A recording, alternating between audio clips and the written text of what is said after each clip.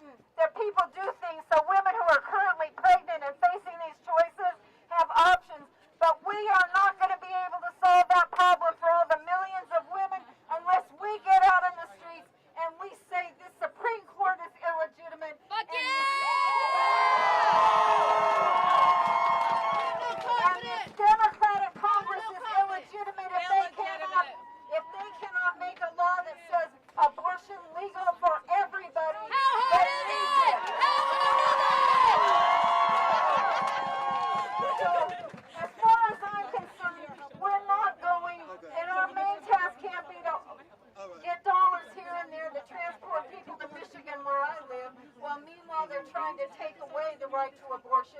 But our thing is going to be to get on the streets and stay out in the streets and make that point over and over and over again. The Supreme Court is illegitimate.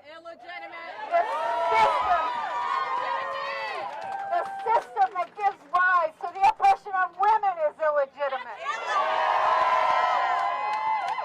The system that brings all that shit down even harder on black women and other women of color is illegitimate.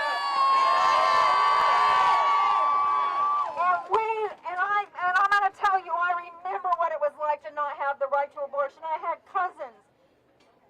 You know, all of a sudden, they disappear, you know. They're in some other state going to school for a year. Why? Because it's shameful. Because you don't talk about sex.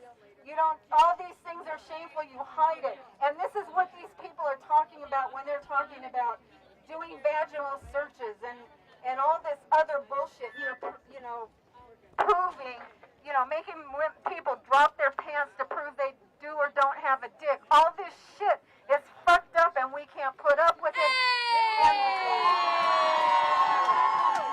And it's starting right here by saying women, as of today, it is federal policy, it is federal law that women are not full human beings in this country. And if we are not going to wait for somebody to vote on that, that is bullshit. A system that says that that's up for vote is bullshit, and it doesn't have to be that way. It doesn't have to be that way.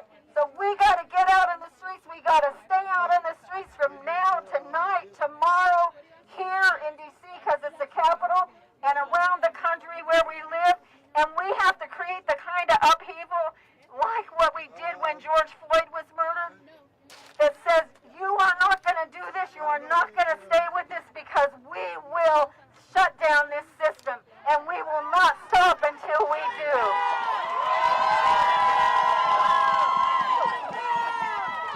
Rise up for abortion rights! Rise up for abortion rights! For abortion rights, rise up! For abortion rights, rise up! Rise up for abortion rights! For abortion rights, rise up! Rise up for abortion rights! For abortion rights, rise up! Rise up for abortion rights! For abortion rights, rise up! Rise up for abortion rights! For abortion rights, rise up! Abortion! For abortion rights, rise up! Rise up for abortion rights! For abortion rights, rise up! Hey! Rise up for abortion rights! For abortion rights, rise up! Rise up for abortion rights! For abortion rights, rise up! Rise up for abortion rights! For abortion rights, rise up! Rise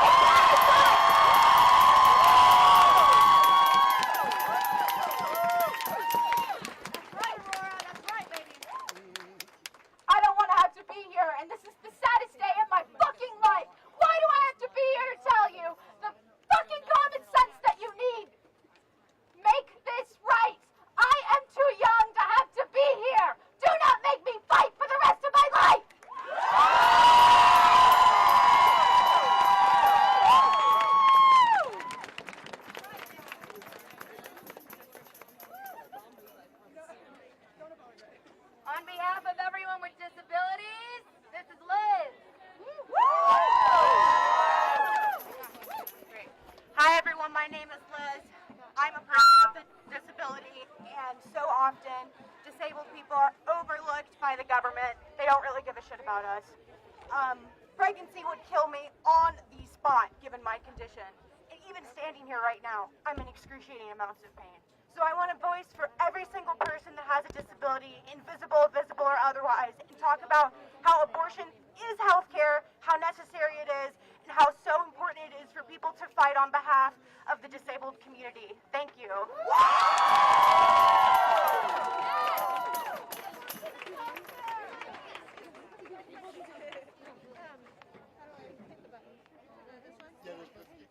I'm Jackie, and I'm from Kansas, and I just have to say, if these people actually cared about women's rights, then why aren't they funding birth control? Why aren't they funding contraception? Why aren't they talking about sex education?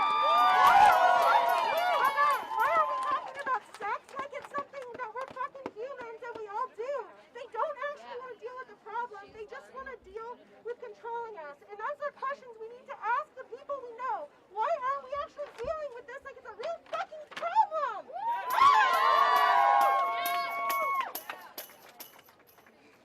Look, there's a lot of ways that people can donate. One of them is for people to bring food. So these are Yeah, bring us lunch. Whose streets? Our streets. Whose streets? Our streets. Whose streets? Our streets. Whose streets? Our streets. Whose streets? Our streets. Whose streets? Our streets.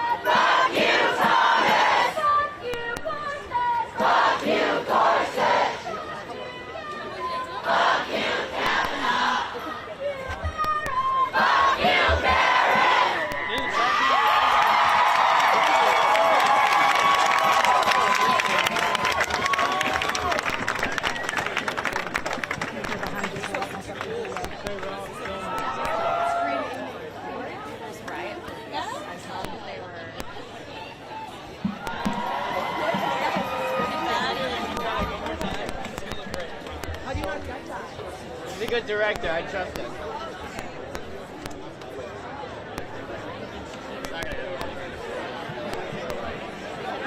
What happens now?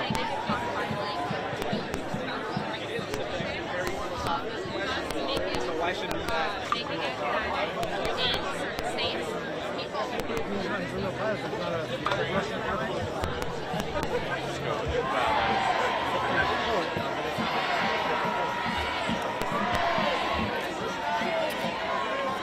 I like her. Like I've seen her dad.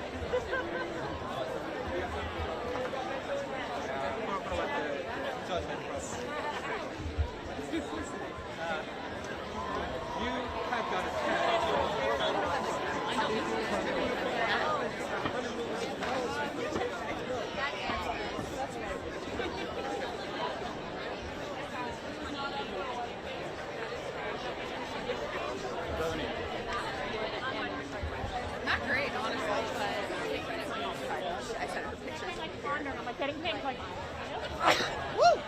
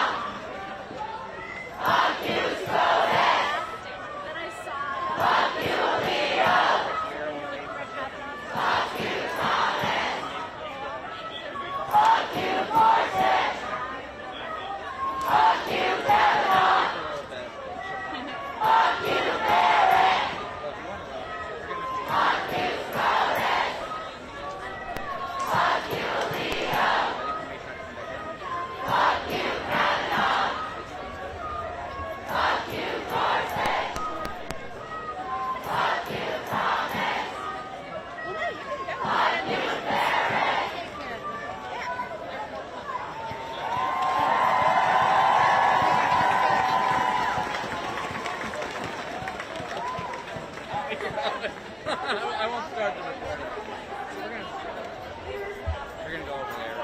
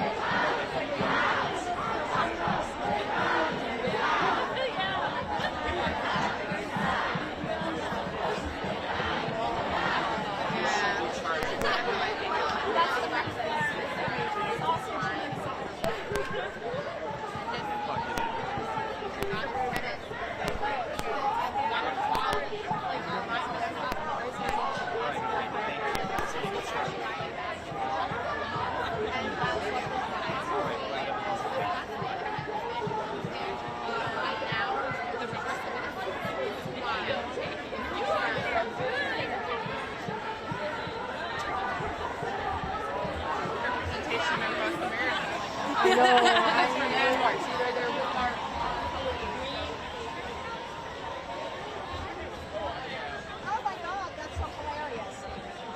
Robbie Leonard died.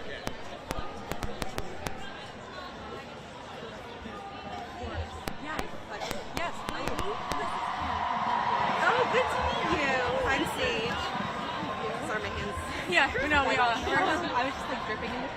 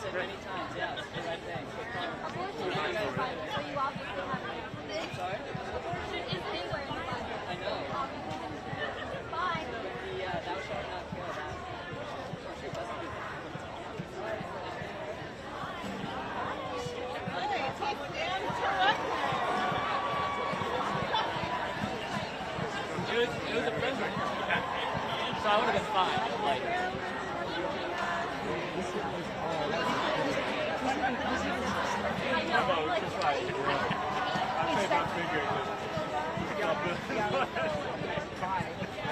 He's got that.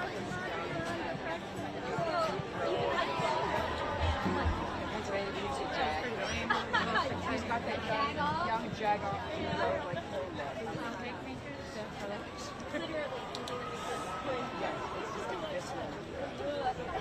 I can identify something about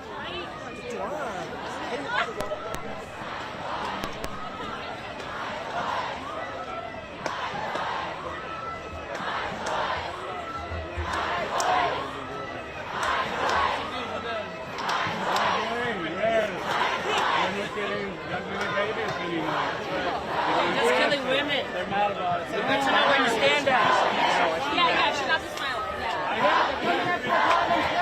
You didn't hear Clarence Thomas? He's coming at the contraceptive. No, that's not true. Look at it, look at it, look at it. He's just confirming what Rose said from the beginning. You obviously can't read, sir. Read, inform yourself. Fucking inform yourself. Justice Clarence Thomas. Justice Clarence Thomas mentioned in his opinion they're coming after gay marriage and contraceptive. Fucking do your research.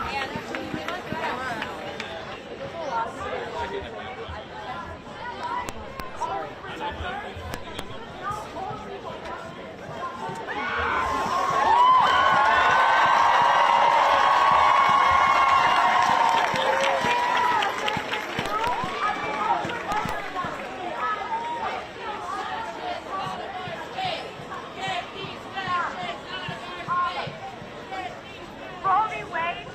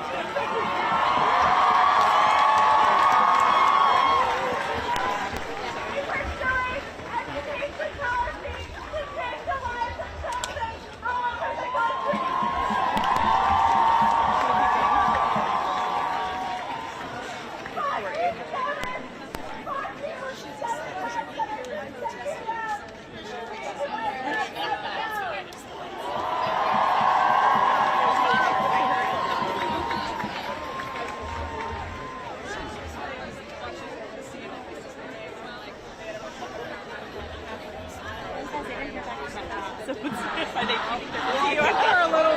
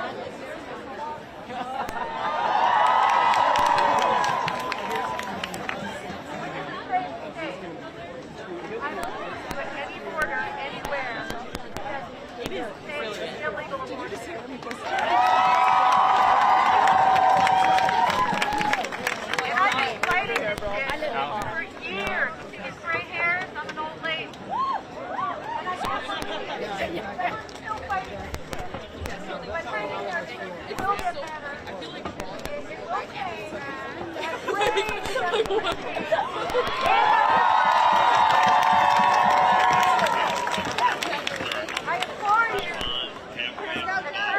non-voters of your generation, to vote, to register. Get 100 people. Get 100 people to register. That is what I don't care what gas prices are. And also, on HBO right now, there's a documentary called Chanting. That is with a group of 12 women in the late 60s, early 70s in Row that got women 11,000 states of the world.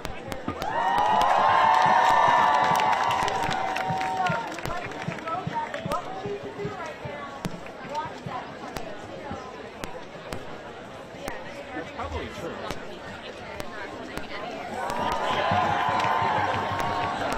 But he is from next to the kid.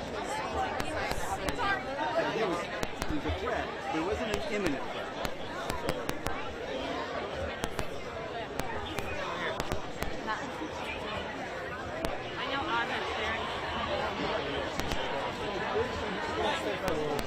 He backed off because the Republicans have a plan.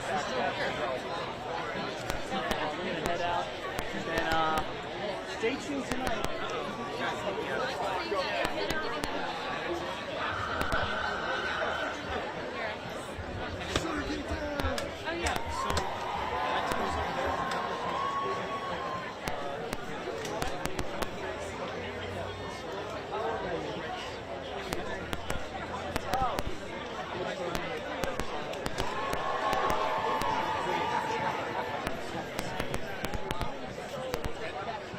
When you were 4 years old, I started.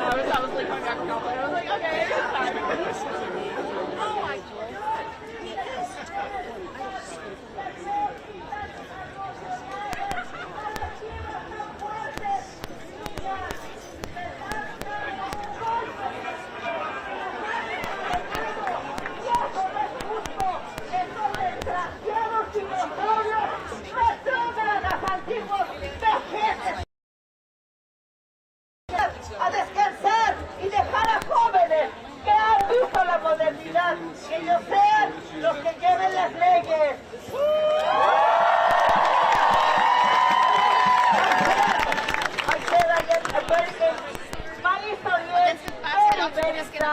When I was young, very young, I was in the school, I was at the college, I am very innocent,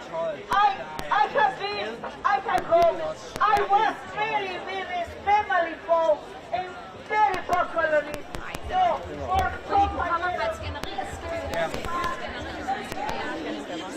Yeah, yes. Sorry.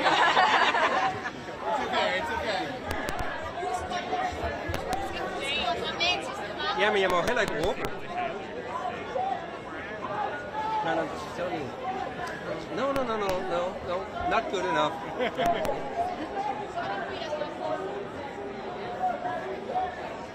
Det er præcis scenen herude foran højesteret, der er ikke tale om en givet.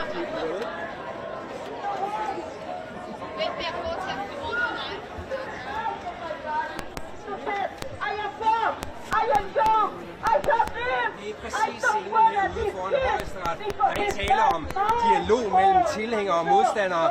Der er tale om højlydt skænderi. my kids grow up all the time. Why she make my parents are telling me, Mom, why I said you never told me about my father? Why I don't know my father? You know, when you saw your son, you loved your son. Why you want to tell him? You are a brother of red. It was very hard, so I never tell it. I never tell it. I never tell my history. All the time I have in my soul suffering, crying, carrying shame. So I don't wanna this happen to you, young kids, girls.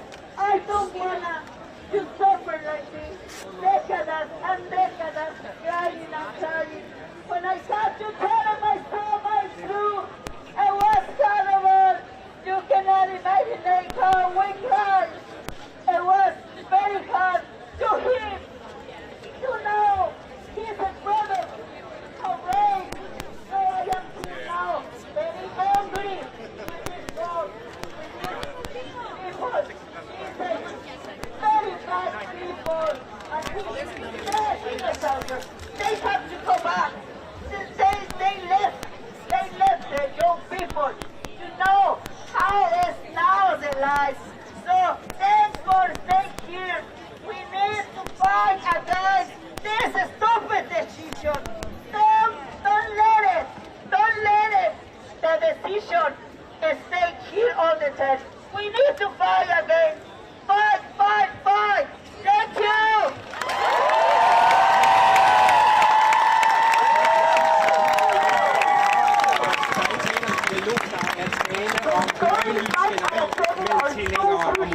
Coming to life right now. Everybody has a story, or they know someone who's had gone through something so dramatic and so horrible. And this is what we mean.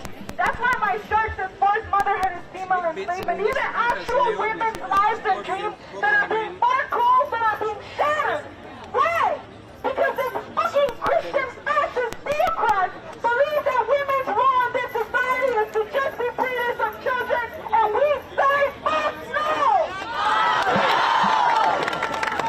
So, again, I want to invite you to especially when we don't agree. Hey, this is Mike Masoli. I think Nathan put us in touch. How are you?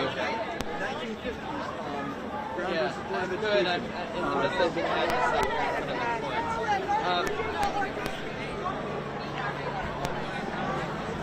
Yeah, so are you coming in from the east side or the west side? Do you know? Okay, so you'll be coming in from the west side. I'm on the east side, but I can cross the mob and meet you there so that I will meet you. I'm out of word in it wrong. I'm out of word in it. I'm first. Yeah. Give me a call when you're here. I'm walking over there right now. Take your time. Even if you're just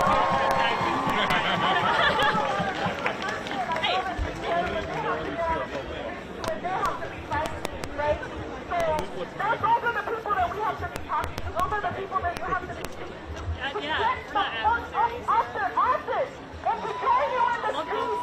To join you in the streets and to demand. To demand that this decision does not stand. We demand federal protection for abortion across the country. Women cannot stay without this fundamental right. And we're going to flood the streets and we're going to make that shit happen.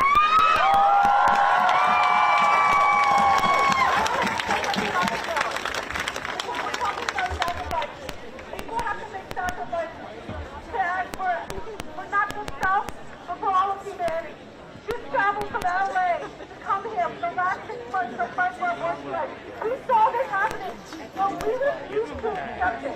We refused to sit and just say, oh well, that's what they're going to decide. But instead to actually build this movement to become stronger, that this decision cannot stand. Before today, we were saying abortion on demand and without apology. A little bit. The draft opinion.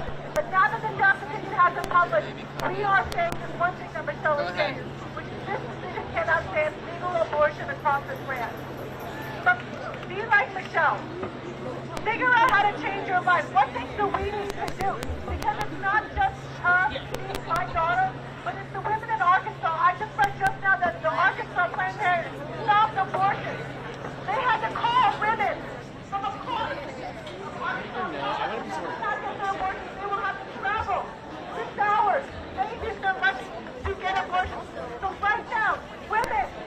now, and black people are impacted at this very moment. All these media people want to ask you, what are you going to do in November? Fuck November. We're talking about rights.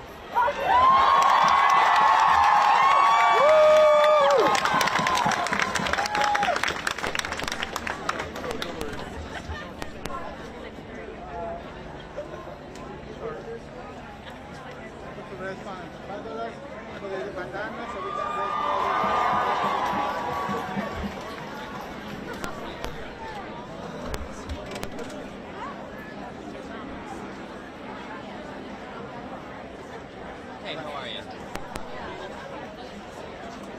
Great, I'm almost there. I'm just walking through people that are, meandering, animals and all that. I apologize.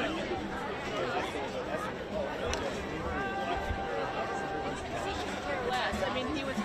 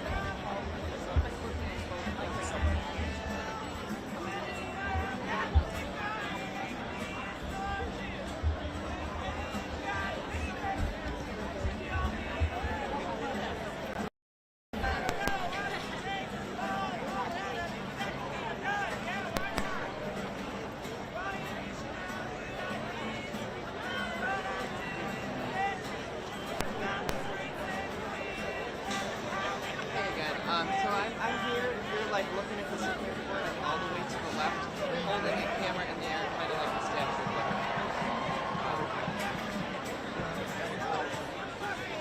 I'm a little bit fat, so if you're facing the court, I'm to the left, on top of the curb. So in the middle of it, it's all blocked off and taken off the curb, but where I'm at, right there, I've got a beige polo shirt on and navy blue pants.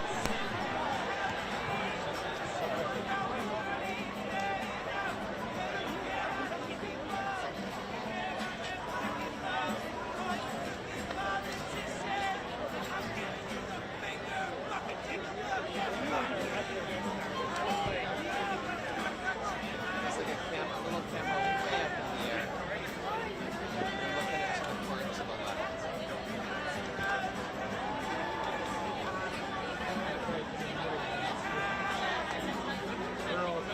Yeah, I'm first on the curb. So, like, walk towards the Supreme Court itself. I'm on the curb.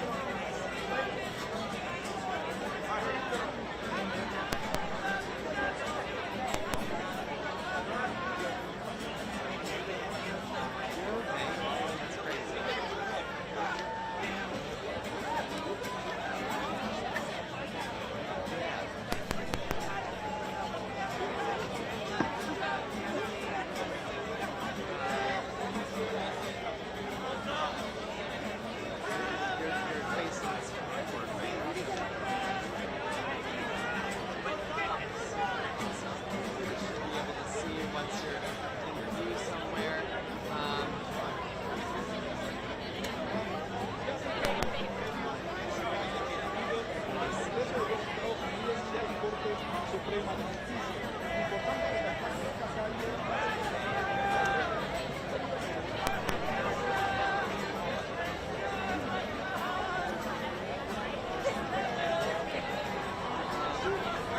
Yeah, so am I. Oh, there you are.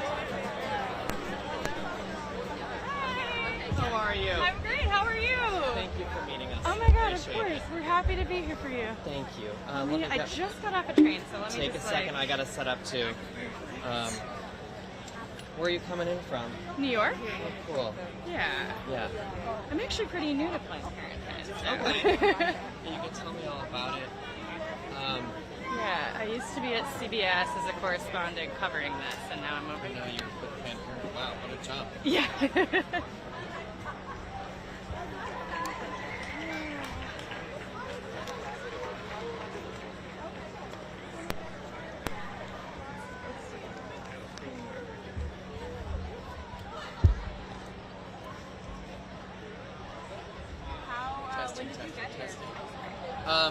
I was at the White House very early. Okay. And just got here about 3 hours ago maybe, and I have a feeling we're in it for the long haul. Yeah, I think so too. Yeah. We have our demonstration at 5. Right. I'm expecting much more at 5.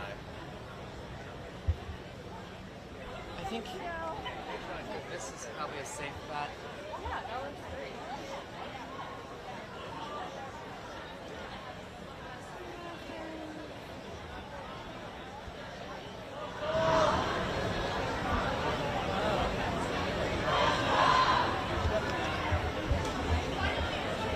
Do you want me on the curb or off? Yeah, because I'll just stay here with my foot up. Cool. And I'm going to have the mic out to you. You're going to look at me when we're talking. Great. So, situated.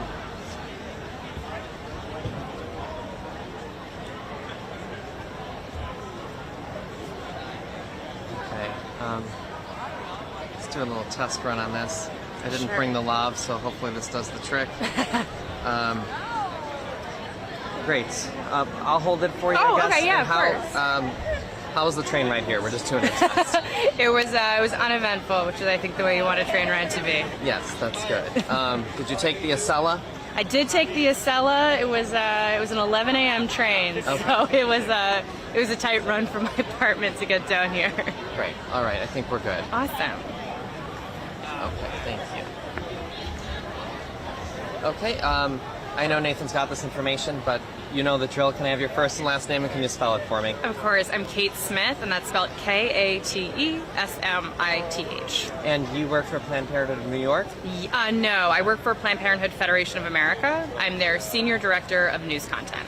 And what brought you here today during this momentous moment? I mean, we're devastated about what happened at the court. Our court has taken away a constitutional right. It's the first time the court has ever done that. So we are here supporting our supporters, having our voice be heard, and really just telling people we won't go back.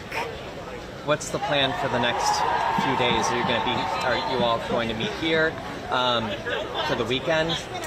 We're figuring that out now, but tonight at 5 p.m. we're going to be mobilizing activations all over the country, telling people if you don't like what the Supreme Court just did, come out, have your voices be heard. Our biggest strength right now is our number. The majority of Americans do not agree with this decision.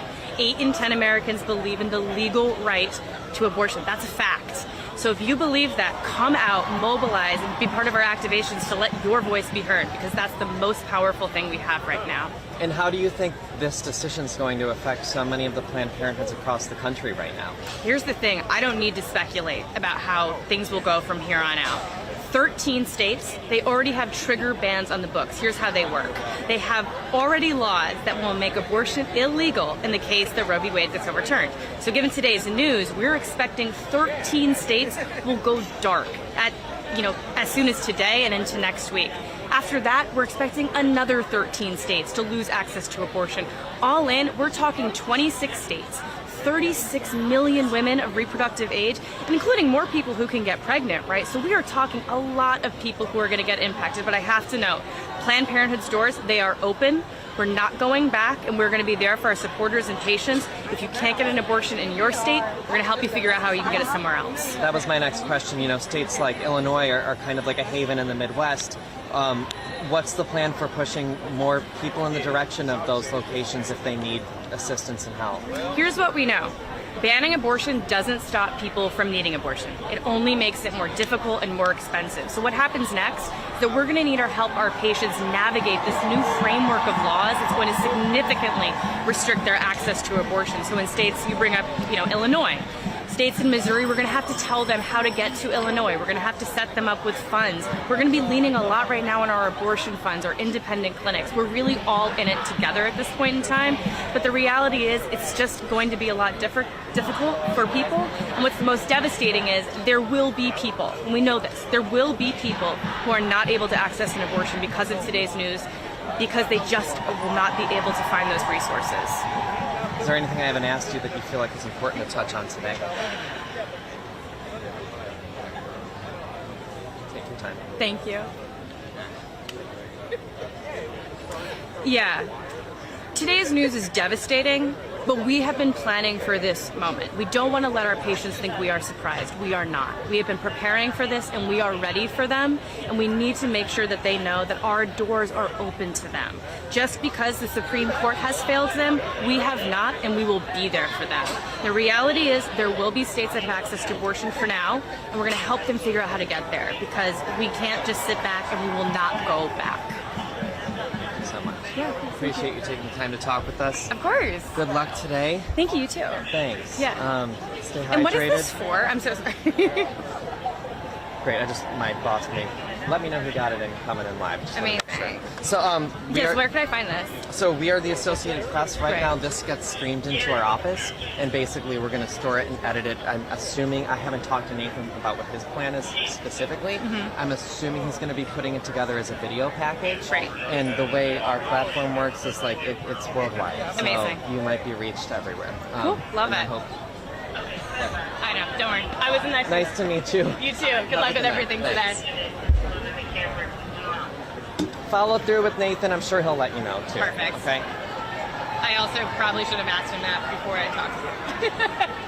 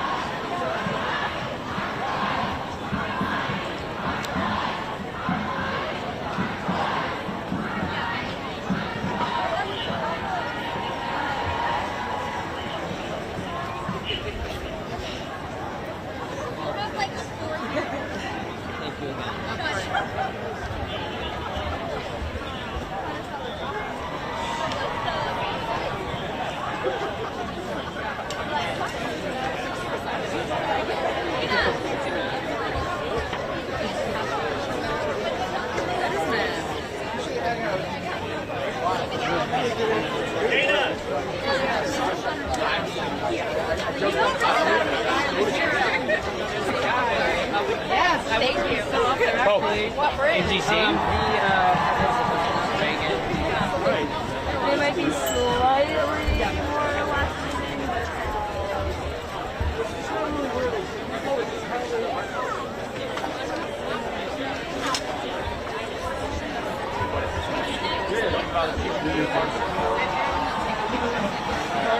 I remember when I backpacked this year, I'm like, I don't want people to think this as deep.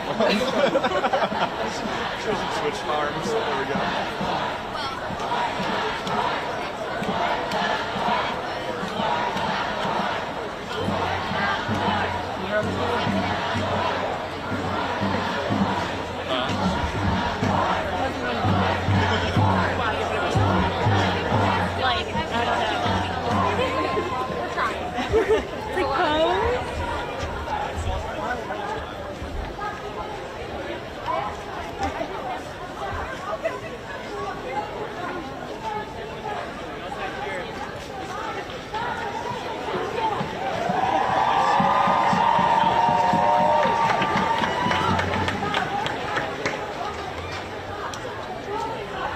Please take a photo.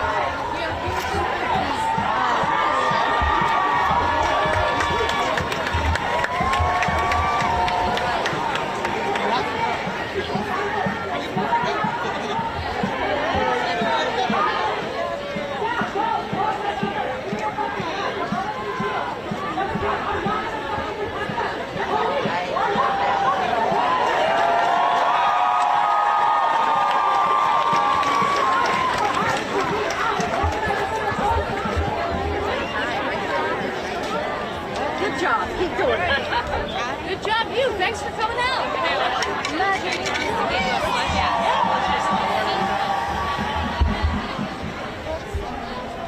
We should be someplace where we should go this line. Yeah, sure.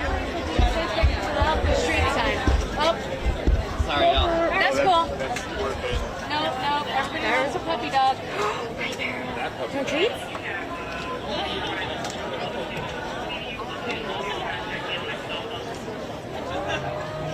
Oh, yes. Puppy's getting water now.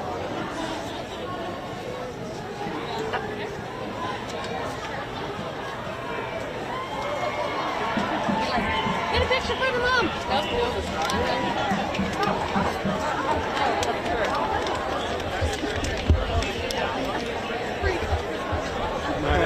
I just can't get over it. That's why I'm facing this.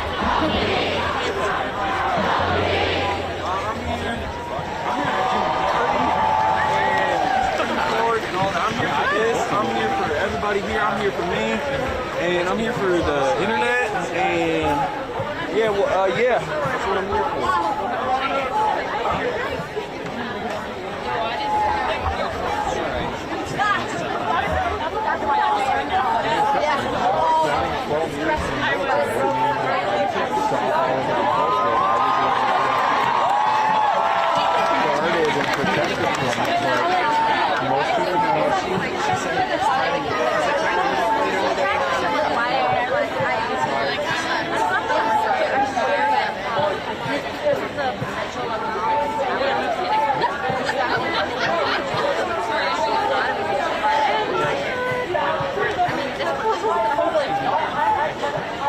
Yep.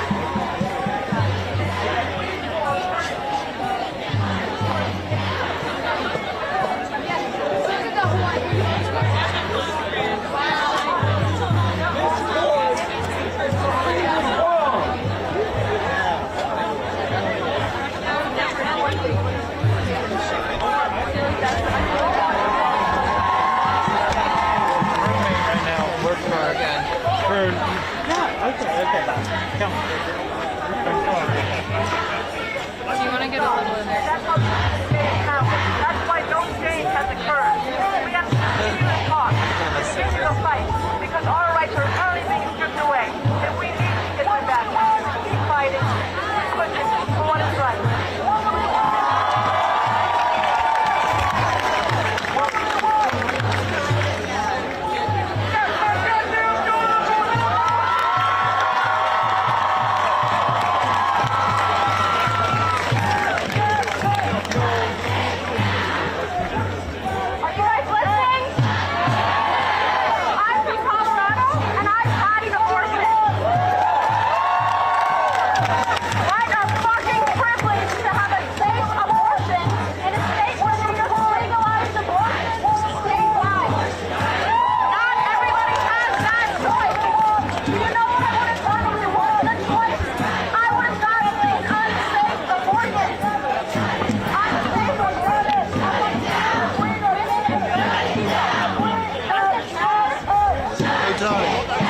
Tony, how long are you leaving this beauty shop?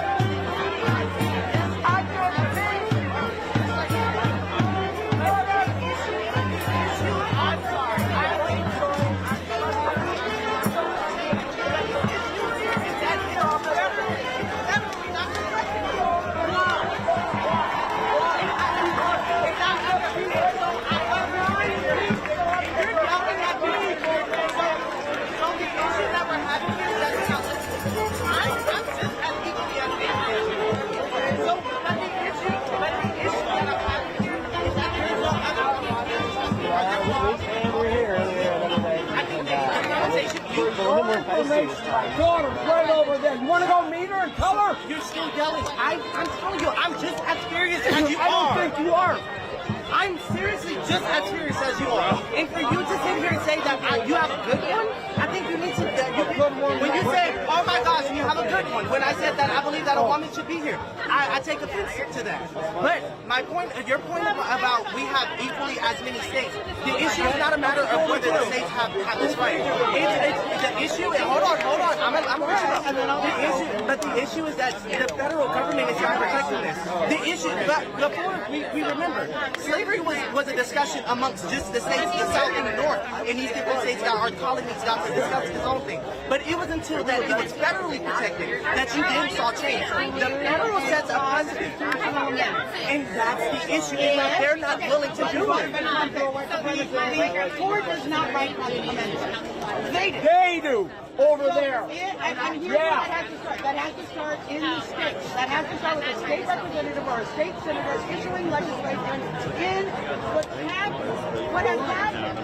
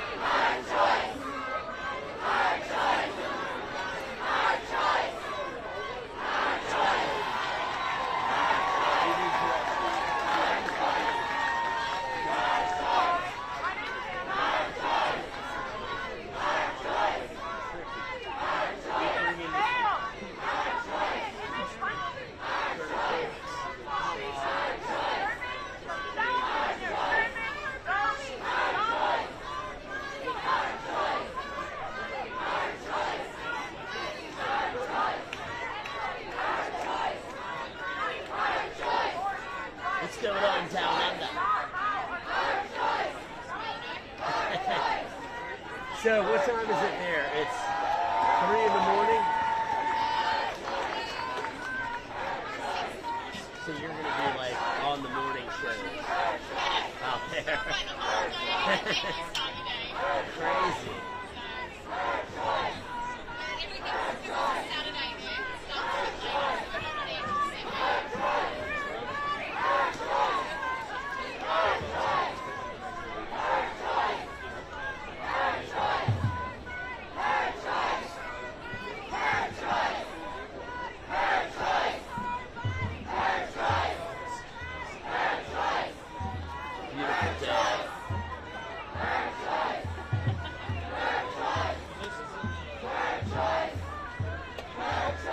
Sorry. With the broomstick, it's awesome. Straight out of the sea. Hey, Walter, right? Peace. In the 60s. You know what I'm saying?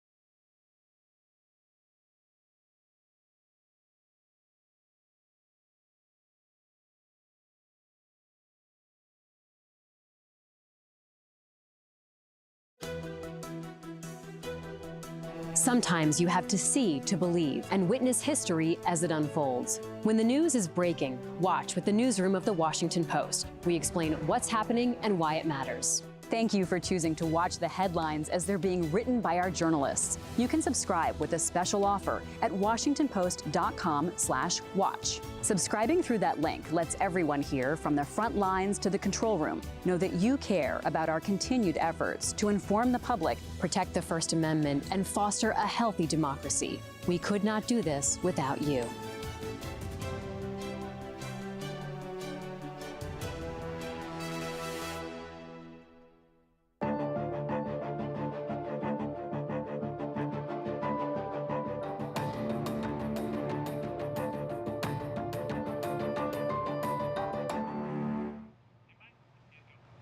The Supreme Court has overturned Roe v. Wade, throwing out the 50-year-old law that protected the right to have an abortion. Protests and some celebrations happening this evening in cities across the United States as America reacts to the court's decision. Welcome to this special report from the newsroom of the Washington Post. I'm Libby Casey. The Supreme Court announced its decision this morning in the case Dobbs versus Jackson's Women's Health, with conservative Justice Samuel Alito writing the opinion in a 6-3 majority. The decision sided with the state of Mississippi, which wanted a ban on most abortions after 15 weeks. However, 5 justices went even further and said it was time to overturn past abortion rights law. Washington Post Supreme Court reporter Robert Barnes joins me now. Bob, first of all, how surprising was this decision today, given that draft that we saw leaked last month that Politico first obtained? Right. Well, that draft pretty much held up to be what the court issued today.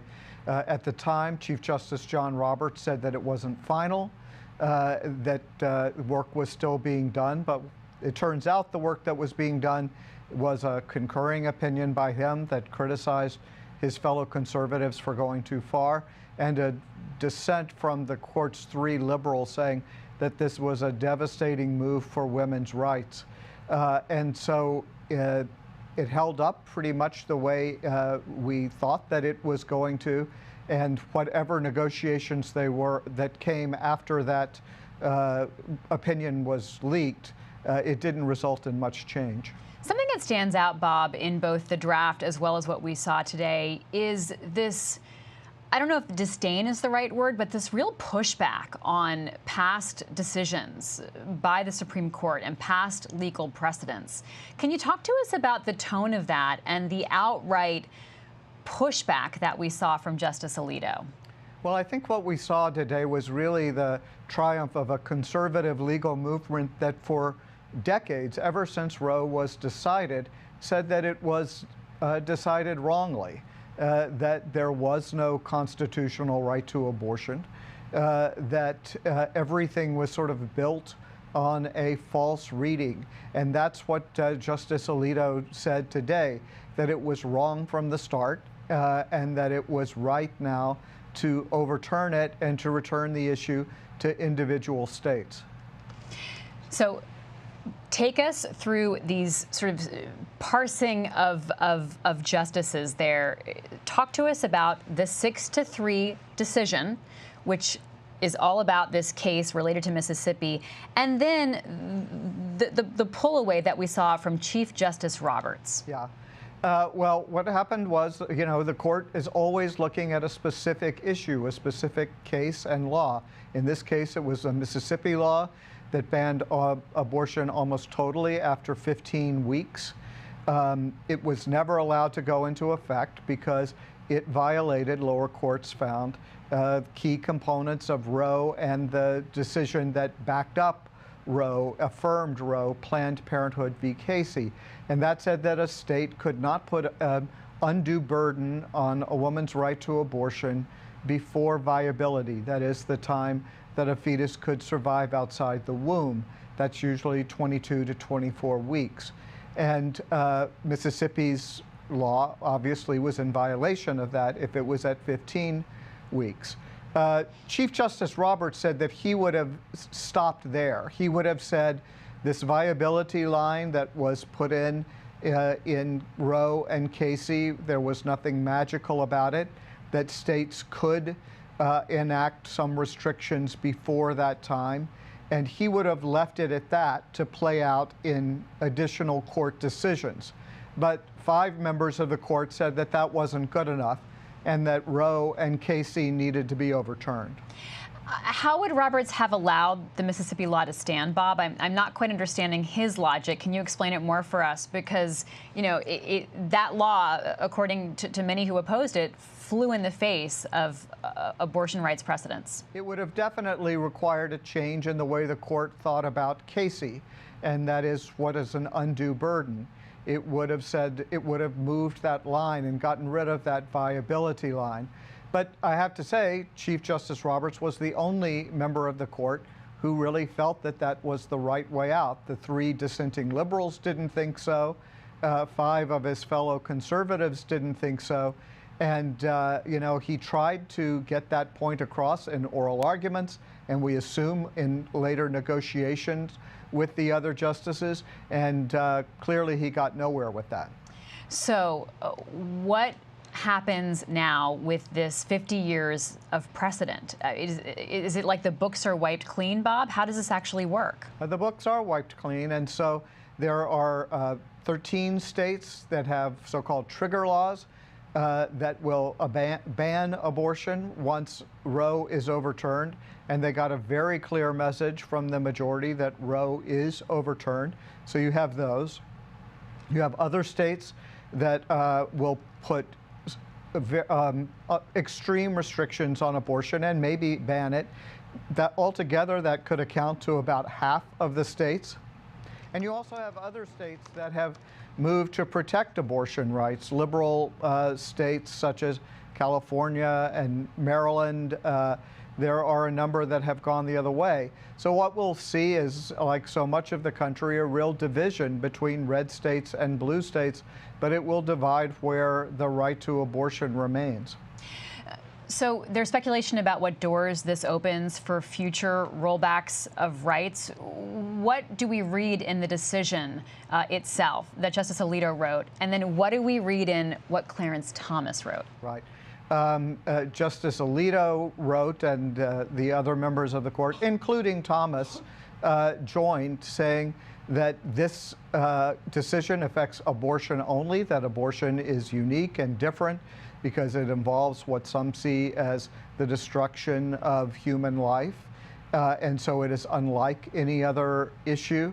At the same time, Justice Thomas wrote a concurrence that said that while he agreed it was only about abortion, that there were other decisions that used the same legal reasoning behind Roe and Casey, and those should be re-examined. Those would be cases about contraception use, about homosexual conduct and states' attempts to outlaw that, and same-sex marriage. And so he would open up that door. Now, he was the only one in the majority who agreed with that. No one joined his concurrence, I should say. But the dissenters seized on that and said other rights are at stake, and that Justice Thomas is sort of saying the quiet part out loud. Bob, stay with us. I want to go to the court where our colleague Lee Powell is reporting live for us. Lee, what is it like there?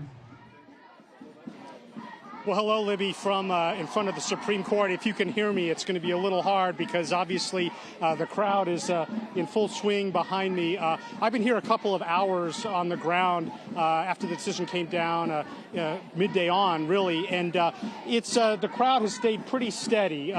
If you go on either side of the Supreme Court here on First Street, it really thins out, but right in front of the court where we are, a lot of people, a lot of shouts, voices being heard, chants. That's pretty much been the theme all afternoon and even in the morning when this decision first came down. I kind of filtered through the crowd, and I have to say it's a very decidedly pro-abortion crowd. There were some anti-abortion folks here earlier, but seems like they have cleared out, and it's a decidedly pro-abortion crowd, obviously not happy with the decision that came down today. It was interesting walking into here. A lot of people, this was kind of an impromptu moment where they're showing up here. Saw a lot of cardboard boxes, kind of boxes off TV tops that people had scrawled sort of makeshift signs expressing their discontent. So, you know, people hearing the news,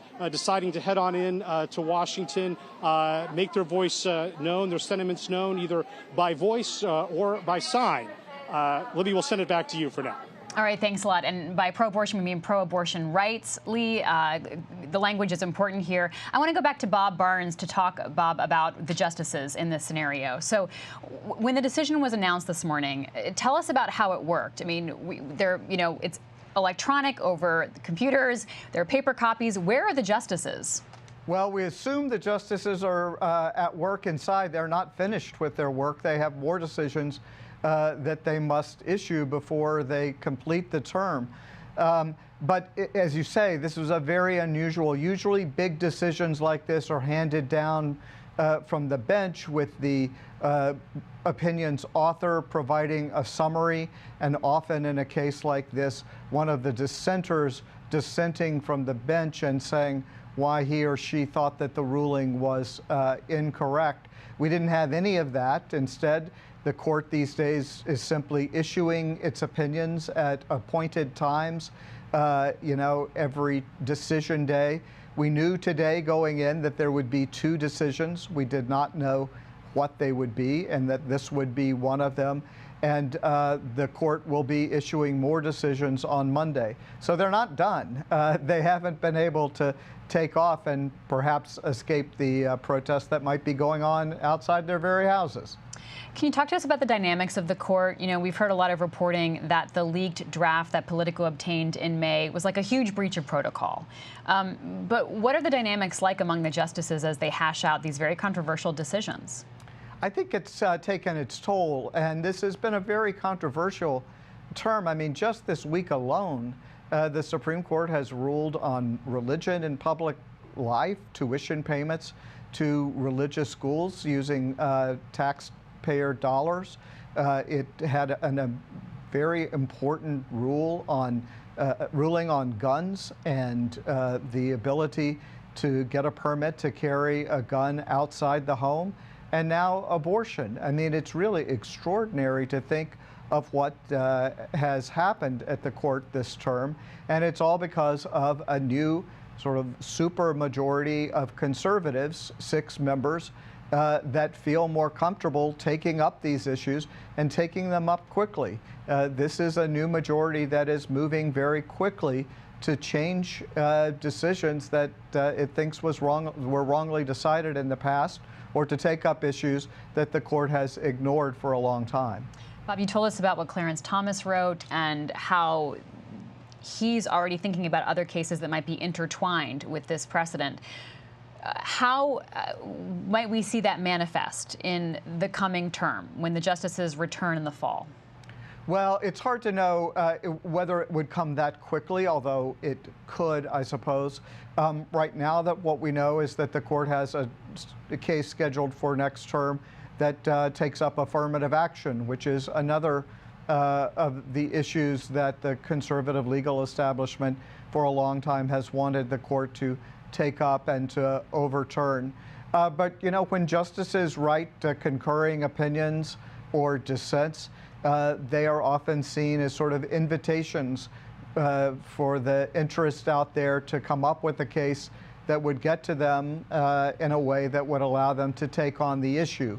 And so certainly it seems like that happened today. All right, Robert Barnes, our Supreme Court reporter. Thank you so much, Bob, for all of your reporting. Let's go to James Homan to talk more about what happens next. James, talk us through these trigger laws that states have in place and what actually happens on the ground throughout America.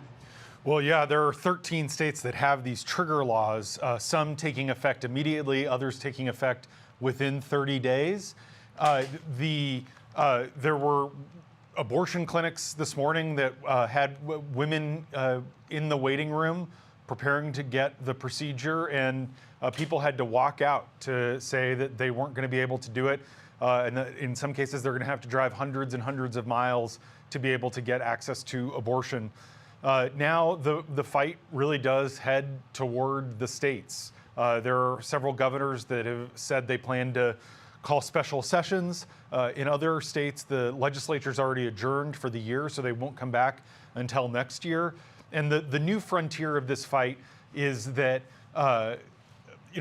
Justice Brett Kavanaugh said that with this decision, they are taking the debate over abortion out of the courts and sending it back to the people and to the states. But there are going to be a lot of cases that the courts are going to have to weigh into. Fights, for example, over interstate commerce. Can states ban women who are residents in their states from traveling to neighboring states to secure abortions? Can they punish doctors who provide abortions in other states to residents of their own states? Can states stop companies from mailing prescriptions that would induce the end of abortions? These are all the kinds of new frontiers, in many ways, a new chapter of the abortion wars is just beginning.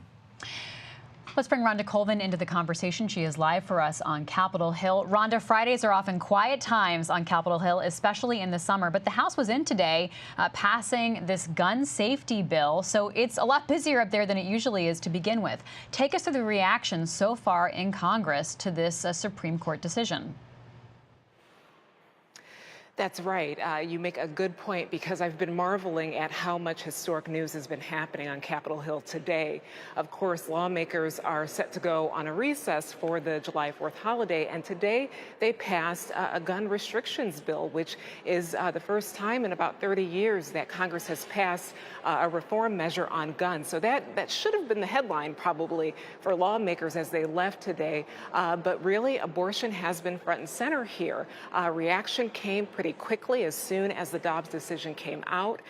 From Republicans in their statement, they are pretty happy about this decision. They say that this is a historic day for America, and it is restoring states' rights, that this was a states' rights issue, and states should decide what laws apply to those who live there.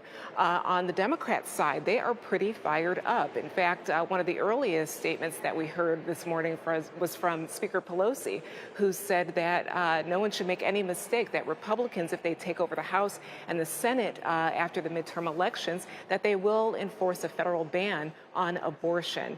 And Chuck Schumer over in the Senate, he called it a dark day. So there have been expected responses from lawmakers on this issue that certainly has become a very polarized issue for a number of decades right now. But on Capitol Hill, this will likely continue being talked about. Democrats want to use this as an election issue. They are saying what President Biden said earlier today, that this now belongs to voters, that this is something that will be on the ballot come November, and they are going to utilize this to mobilize voters. I spoke to one lawmaker who said that, yes, this will have some lasting power up until November. It's that important. So we're continuing to hear responses from Capitol Hill throughout today, and of course they'll likely come through the next few weeks too, as people just across the street are gathering and giving their reaction to this news. There were also two notable statements earlier today as well from the Senate. Susan Collins of Maine, a Republican, and Joe Manchin, a Democrat, both pretty much centrist and key votes anytime something important comes to the Senate floor. Both of them said they were disappointed, and they also feel that they were misled and lied to by Justice Kavanaugh and Coney Barrett, because they said that abortion was settled law. So you see at least two unhappy lawmakers who say that they feel that they were misled during the confirmation process of those two justices. So I expect more will come out in the coming days and the coming weeks here on Capitol Hill. You know, Rhonda, I know you spoke to Congresswoman Judy Chu earlier today, someone whose voice is very important in this issue. What have you heard from her? Yeah, Judy Chu for the last decade has been introducing a bill that would codify Roe. And it was first brought up this year in September in response to the Texas abortion ban. It was passed in the House and it kind of languished in the Senate up until last month after the draft of the Dobbs decision came out. Representative Chu, I talked to her today because this is an issue she's been working on and fighting for and working with Senator Blumenthal on it. And she gave me her reaction to what she was thinking about today when she heard the news. I was completely outraged. Of course, I was outraged when the leaked decision came out a few weeks ago, but this just brought it home. The fact that women in 26 states will live in places where they cannot have access to abortion, where it will be completely banned and their lives will be turned upside down as they seek an abortion in another state. When it comes to, the reality of the filibuster, the fact that you would need a supermajority to pass the Women's Health Protection Act in the Senate, and that does not appear likely, where are you going to put your energies now? Is it mobilizing voters, or is it, trying to talk to more senators, see if some of those who kind of were on the fence would come over to your side? I think we have to go to the voters, and more voters will wake up to how serious this is. It's one thing to hear about a decision in the news, but it's another thing to see state by state the banning of abortion and then it coming to your state. And there are women in this country who've never known a life where abortion wasn't protected. Now they will live in a society like this. And of course, what I will be doing is reminding the voters that this is part of the extremist Republican agenda. Actually, what they want to do is to ban abortion in the entire nation. This is just their first step. Have you heard yet from constituents about their reaction to Dobbs? Not yet, but I just marched to the Supreme Court and we said we will not go back. There were many people that came out on the steps who were already protesting this decision of the Supreme Court. So the intensity is there. So that was Representative Judy Chu, and she represents what a lot of Democrats are saying here right now is that their attention now is turning to using this as an election issue. They know that they do not have the votes likely in the Senate if this were brought up again. She did say that she would keep trying to push it through and to see if there will be any sort of change now that this decision is formal. But it remains to be seen what happens next legislatively. But at least when it comes to campaigning, this seems to be an issue that Democrats are certainly going to use and try to keep in the forefront. Thanks so much, Rhonda.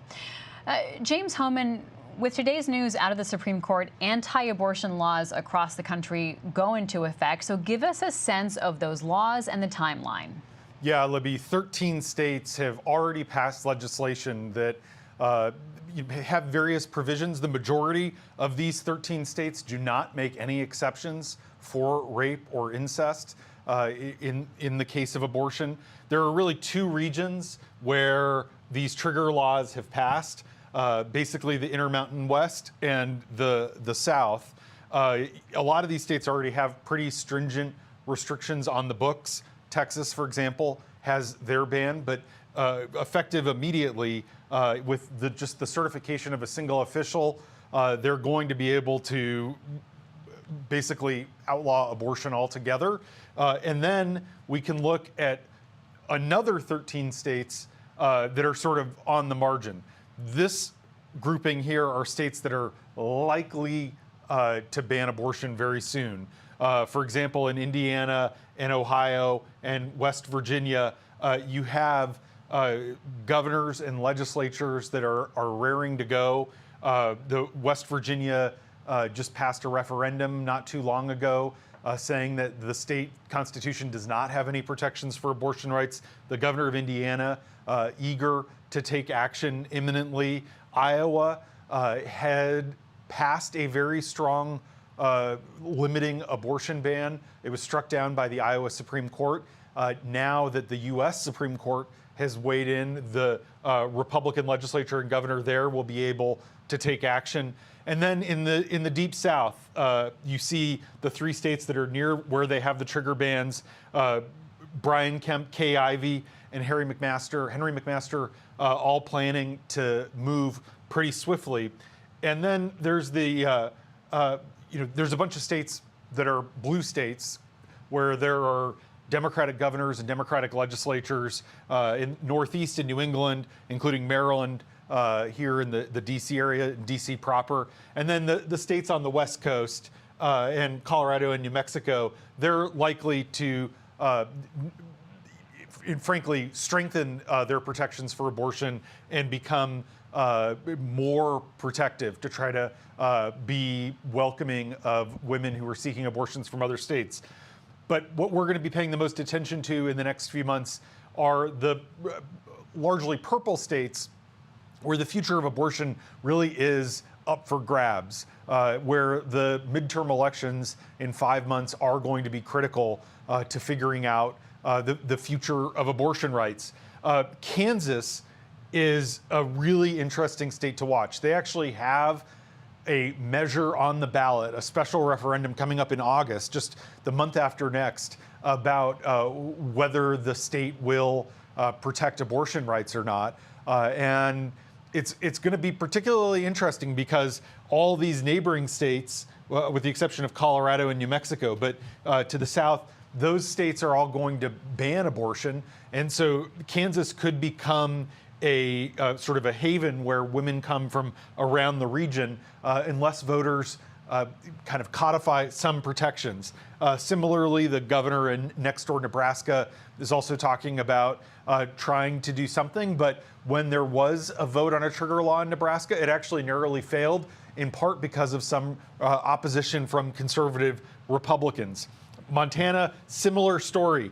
The Republican governor and Republican legislature very much want to ban abortion, but there is a measure in the state constitution, not federal law or federal protections, that allows for some abortion protections. And so they're going to have to basically change their state constitution. The other really interesting 2 states to watch in the short term are North Carolina, where there's a Democratic governor, Roy Cooper, and a Republican state legislature. The Republican state legislature is very eager to ban abortion, and the governor right now can veto it. But in November, the Republicans are very close to getting a supermajority so that they could override Roy Cooper's veto and essentially ban abortion. So that is going to be a fascinating state to watch. And then here in Virginia, just to our south, I was actually meeting with Glenn Youngkin this morning. He was speaking to some reporters and editors at the Post in the 10 a.m. hour when the Supreme Court announced that Roe was overturned. Glenn Youngkin told us that he is going to try to ban abortion in the Commonwealth after 15 weeks. Now, that's going to be hard for him to do because while Republicans control the state House, Democrats control the state Senate by 1 vote, 2 votes really. And so there's going to be a big battle when the legislature comes back into session in January.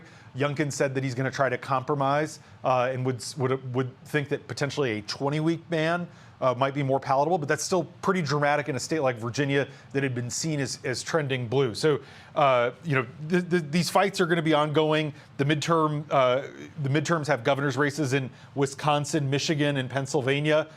3 Democratic-held governorships.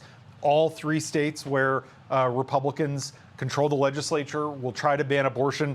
Abortion is going to become a top issue in all 3 of these gubernatorial races, which are also, of course, presidential battlegrounds in 2024. So, to the extent that the Supreme Court has made this dramatic decision, as I said a few minutes ago, this is just the beginning of new battles in the abortion wars. This is not going to end the fight over abortion by any means.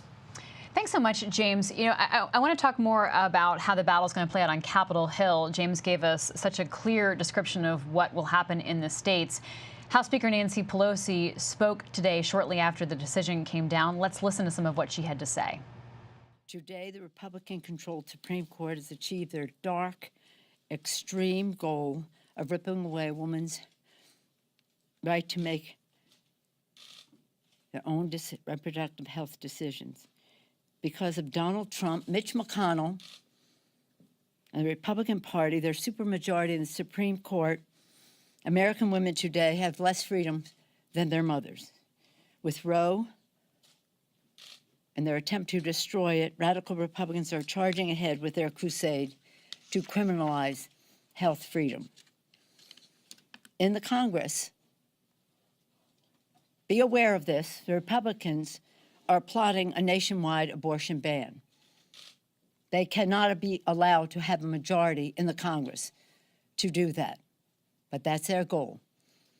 And if you read, and again, we're all studying all this, but if you read what is in the very clear,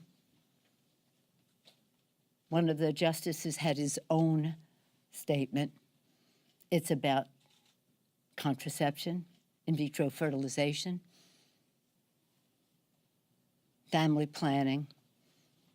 That is all what will spring from their decision that they made today. House Speaker Nancy Pelosi speaking earlier after news of the Supreme Court decision came out. James, you know, there has been a question of how motivated Democrats would be to get out to the polls and see this as an issue they would rally around, not just in leadership, of course, or among the likes of Congresswoman Chu, who we heard from earlier, but rank-and-file voters, even choosing to run for local offices. You got a sense there that Speaker Pelosi is fired up on this in a way that is really probably unprecedented in our recent history. Absolutely, very emotional, visceral moment for Nancy Pelosi and a lot of Democrats. We saw that Judy Chu tape a few minutes ago. Likely, this will be a net help for Democrats in the election. Historically, Democrats have not really turned out based on Supreme Court decisions, based on Supreme Court vacancies. That was certainly the case in 2016 and to a lesser extent 2020. But now that this is real, now that millions of women are no longer going to have access to abortion, now that we're going to have all these fights, there is a plausible scenario that the Democratic base will come home to Democratic candidates in November, that maybe young people who are much less likely to vote in midterm elections will turn out, that people who feel like Republicans are overreaching or who fear that they will if they have unified control of states or of both chambers of Congress.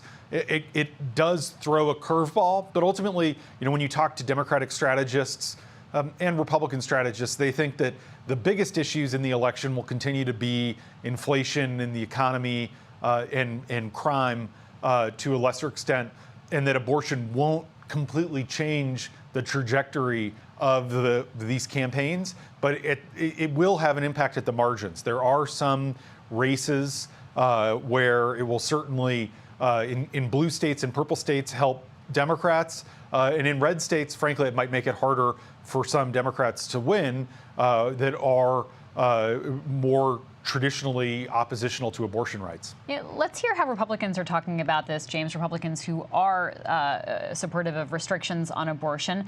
Earlier today, Congresswoman Elise Stefanik, the top woman in the GOP House caucus, also the only woman in House Republican leadership, spoke. Let's listen to her comments.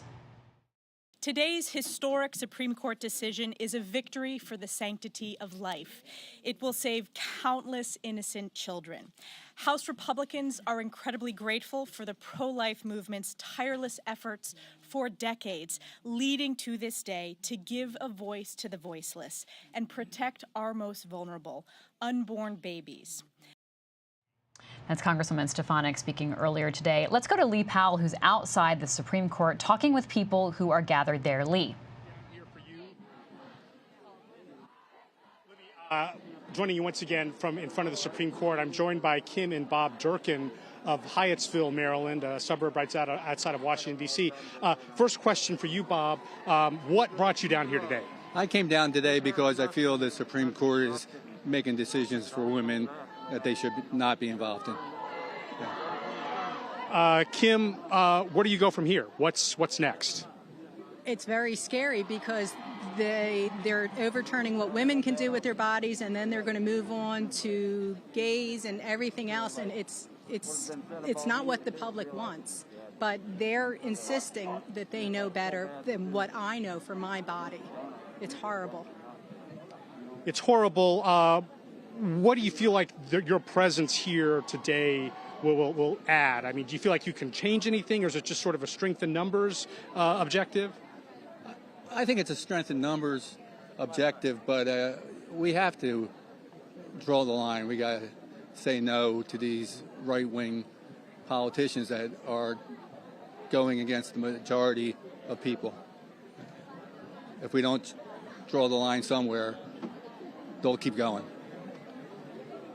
Kimberly and Bob Durkin from Hyattsville, Maryland, a sample of some of the sentiment you're hearing down here today, Libby, in front of the Supreme Court. We'll send it back to you. Thanks so much. Lee Powell reporting for us live. With me now is Ann Marimo, who writes about legal issues for the Washington Post. And, you know, we heard there from that couple that Lee was talking with concerns about what happens next in terms of the court taking away or striking down other laws that they say protects their privacy, protects things like contraception. We heard President Biden even speaking about concerns that he read in Clarence Thomas's writing today. Talk to us about the potential ripple effects here. Right. I was really interested to hear them talk about the court taking away these rights. If you read the majority opinion and Justice Kavanaugh's concurrence, he says the court here isn't taking sides, that the Constitution is neutral on the issue of abortion and that they are sending it back to the states. Alito also made clear in the majority opinion that this is just about abortion. But as you said, Clarence Thomas in his concurrence said at a future time, the court should consider other cases that use similar legal reasoning. And those cases protect the right to access contraception, the right to same-sex marriage. So it seems possible that at a future date, he's inviting people to bring challenges to those types of laws, even though Alito said that's not what this opinion is about today. And none of the other justices joined Justice Thomas in calling for the court to reconsider those other opinions. And I'm fascinated by this idea of it being a sort of invitation, because we were talking to Bob Barnes earlier, and he talked about how, you know, if one justice has an opinion and puts it out there, the way Clarence Thomas did today, it does sort of perk up the ears, essentially, of people who might see an opening. So if I am a conservative attorney somewhere in America and I'm reading what Clarence Thomas wrote, is it a signal to me that it might be time to push forward on something that would ban contraception or, you know, think about the embryos created through in vitro fertilization or some other assisted reproduction techniques? Sure, this is a major change that we saw today with the court's opinion.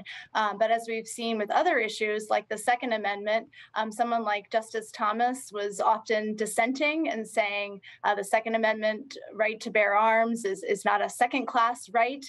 And it took many years, but there he was this week writing the opinion for the court, saying that now there is a right to carry guns in public places. So that took many years of challenges to gun restrictions being brought to the court. The court turned down a lot of those challenges and didn't take them. But over time, in this case, Justice Thomas's position became the majority. And we could certainly see similar things happening with states passing new restrictions and those challenges working their way up to the Supreme Court.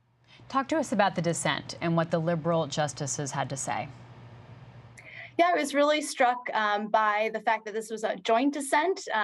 Justice Breyer, Sotomayor, and Kagan wrote it together and really emphasized what a curtailment of rights this is for women, and said particularly low-income women, it will be hard for them to get off work, get money for childcare, to drive hundreds of miles to other states that do have access to abortion, and really talked about how this was overturning sort of the court's usual practice of following past precedent. And again, talked about what a dramatic change this is after 50 years of individuals counting on this right and how that's changed overnight. And stay with us. There's been a lot of talk today about the doctrine of stare decisis. So here to talk about that is Mary Beth Albright. Mary Beth, thank you for joining us. So let's talk about what that means and how today's decision to deviate from stare decisis could potentially affect the court. Yeah, Libby, stare decisis is really the foundation of the entire legislative branch. What it literally means in Latin is to stand by a decision. And what it means in a practical level is that when a court rules on a decision, on a specific case, the legal theories that apply to that case will apply to every case after it. And even Brett Kavanaugh, during his confirmation hearings, referred to Casey, which is a case that you'll hear a lot about today, as precedent based on precedent. So that's the theory of stare decisis. You just keep building on precedent depending on what the facts of the case before you are. Stare decisis really keeps the court above politics, and that's one of the big roles of the judicial branch, because the legislative branch has people voting. The executive branch is popular vote. It is vote by the Electoral College, and of course, the judicial branch has no one voting for them, so they get their legitimacy from stare decisis.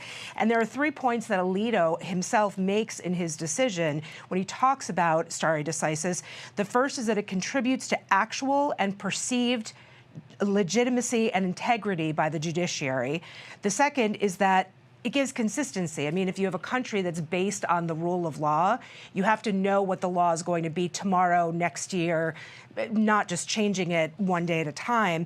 And then this is actually a direct quote from Alito's decision that I think is really powerful, talking about stare decisis, that it restrains judicial hubris and reminds us to respect the judgment of those who have grappled with important questions in the past. So how does the court's deviation from stare decisis today potentially affect what could happen in the future? Well, the judicial branch generally, the Supreme Court specifically, exists to give some sort of clarity and stability to the law. So when there's an argument between different judicial circuits, the Supreme Court will come in and say, actually, here's what the law is, and here's the constitutionality of it. Or if there's conflicts between the states. This decision today brings up a lot more questions. It raises more questions. It doesn't give clarity. There's a lot of questions about enforcement and a lot of confusion. One of them that you've heard a lot today is about criminalization. Are you going to incarcerate people for either getting an abortion or providing an abortion, or somebody who perhaps contributes to the payment of that abortion? And that gets really clouded, too, when you see a lot of companies that the Washington Post has reported on today that said that they will now reimburse the costs of some of its employees traveling to other states to get abortions if it is illegal in the state that they live in. Will the people who schedule abortions, will you incarcerate them? That's a lot of felons that you not only have to deal with imprisoning them, but you also need to deal with the alienation of somebody from society from becoming a felon. And the very curious thing is that it will prevent, in some cases, some states are looking at passing laws that would prevent doctors in other states from providing abortions for citizens of their states, even if the citizen of their state goes to the other state where abortion is legal. And that's a real quagmire, because the physician has a duty of care. They have to provide medical care to somebody. So there are all kinds of questions here, in addition to the questions that have been raised about if the 14th Amendment is a place to get to look for rights that are not specifically enumerated in the Constitution. And if we have a test now that is, were those rights rooted deeply in American history? As we've discussed, it goes to in vitro fertilization, it goes to same-sex marriage, it goes to all kinds of comprehensions, it goes to all kinds of contraception. So a lot of questions, Libby, that the doctrine of stare decisis tries to avoid, but that we're now in an area that we don't know the answers. Mary Beth Albright, thank you so much. Anne Marimo, how did the court discuss or wrestle with the precedent they're creating by overthrowing precedent? Right. The court did try to make clear in Alito's majority opinion that the decision today is limited to abortion. In Justice Kavanaugh's concurring opinion, he explicitly talked about that women cannot be prosecuted for crossing state lines. But as you said, Clarence Thomas, in his concurring opinion, said that we can revisit these cases. And those are major precedents, the right to access birth control, the case in Obergefell, the same-sex marriage case. Those are major decisions. Alito distinguishes those cases from Roe v. Wade because he says Roe v. Wade involves what people on the abortion rights side say is the destruction of human life, and that these other rights do not involve those, and that's why this decision today is limited to abortion. James, there is the real question of just what will happen with some of these legality issues that Mary Beth raised about just who could be found responsible, who could be even found guilty of criminal action. What are you hearing about that moving forward at the state level? That it's going to be messy. It's not going to be neat. It's going to be contentious. Some states are going to go much farther than others. There are going to be visuals of women getting arrested in certain places, and there are Democrats who are sort of counting on that galvanizing people in a way that even today, when it still feels hypothetical in some ways, when the rubber meets the road, and there are interdictions of mail shipments or doctors who are arrested. Those some of those people are going to become cause celebs among the abortion rights community, and on the left, you're going to see people who want to run for president, like Gavin Newsom in California, go out of their way to try and be sort of a safe harbor, and that's going to lead to fights between the states. We're headed into a very messy period in American law. Rhonda Colvin, you've continued to talk to lawmakers throughout the day. What are you hearing on Capitol Hill this afternoon? Yeah, actually, I just stepped away to speak by phone with Representative Pramila Jayapal of Washington State, and she shared her story throughout this year as a witness in a congressional hearing about abortion because she had an abortion. She had a difficult pregnancy at one period in her life and deemed that it was appropriate to have an abortion. So she's been very outspoken about this issue. And I asked her what her reaction was when she heard the news this morning.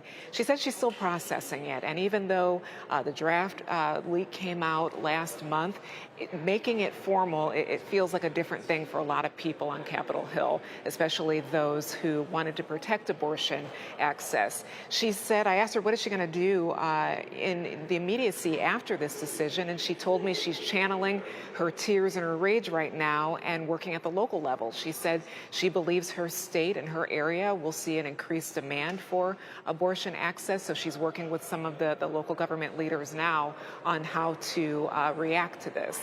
And she also said that she's very concerned about that concurring opinion by Clarence Thomas because she said that goes after other settled rights. Gay marriage in particular is one of them. So she said that's something that, people need to be more educated on, that yes, this is about abortion, but it does perhaps open a door that many Americans don't want open or will feel threatened if those things occur, if those rights are attacked as well.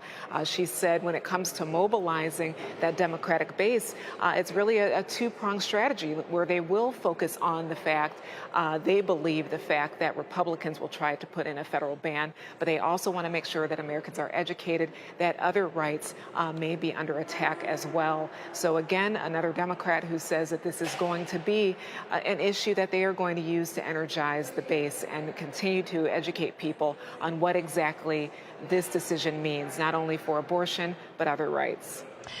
And Marimo, where does this decision fall in the scope of this Supreme Court in terms of the significance of the decision, but also on sort of the scales of being at the conservative end of the spectrum? Put it in the context of the rest of this session for us and what we may be seeing in the fall. Yeah, it's really remarkable, the addition of 3 new justices, all nominated by President Trump, who said that he would put justices on the court to overturn Roe, and just how quickly things have really changed, not just on abortion. Already this week, we've seen another watershed opinion on gun rights, with the court striking down a New York law that had made it very hard to carry guns in public.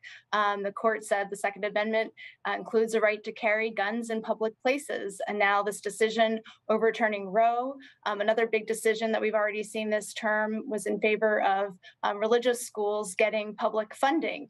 So these are all sort of big changes in this more expanded conservative majority. Just a few years ago, you had Chief Justice Roberts in the majority with the liberals upholding or staying with precedent in Roe because of the importance of sticking to past decisions. But already now we're seeing with these 3 new justices a big change. And finally, what will you be watching for the rest of the term here? Because there is still a bit more work to do.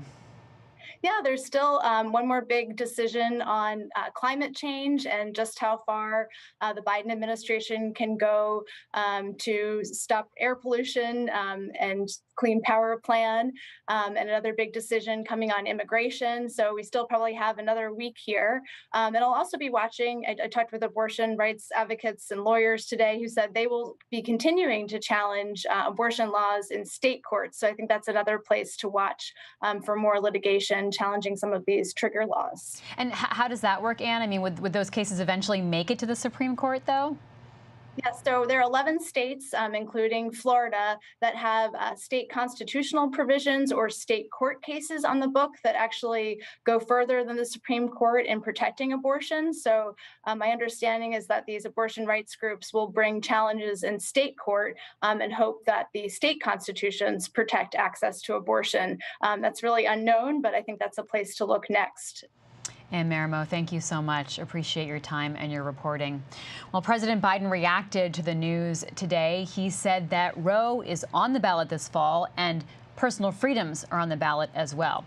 He said his administration will work to protect women who travel across state lines for an abortion or want to use medication for an abortion or for contraception. Let's listen.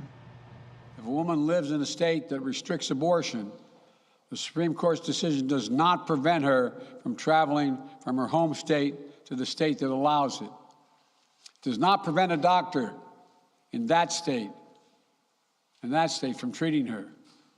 As the Attorney General has made clear, women must remain free to travel safely to another state to seek care they need.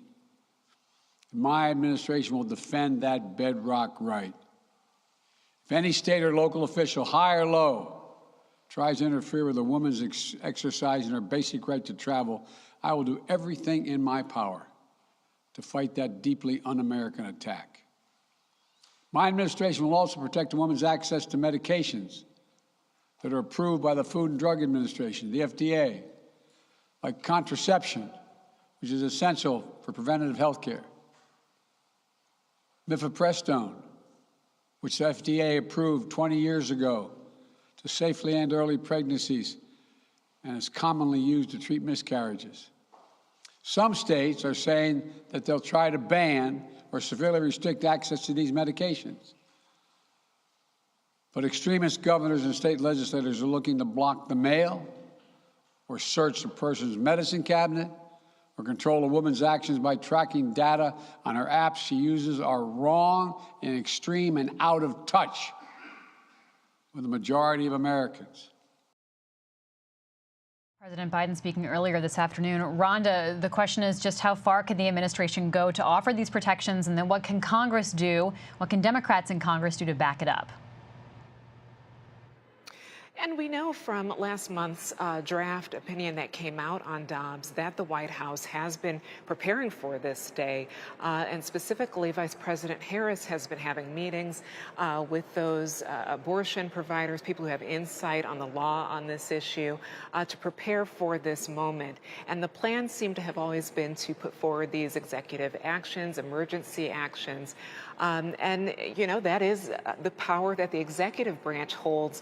But when it comes to Congress, they could undo executive actions. And in fact, there is a group of Republicans just yesterday who introduced legislation to undo any executive actions on abortion that President Biden puts forward. That effort was led by Marco Rubio of Florida, and he was joined by about 12 lawmakers, Republican lawmakers in the Senate. So that seems to be kind of the fight ahead here, that even if the White House has some measures prepared, they can only do things in the scope of the executive branch.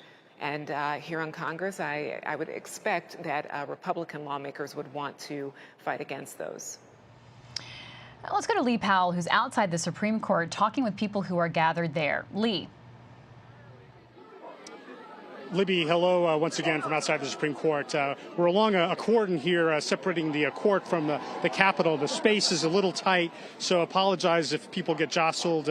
You see people kind of moving behind us. It's a very confined space as people gather here to protest. I'm joined by Maisha and Tia, two students from Georgetown, Virginia Tech.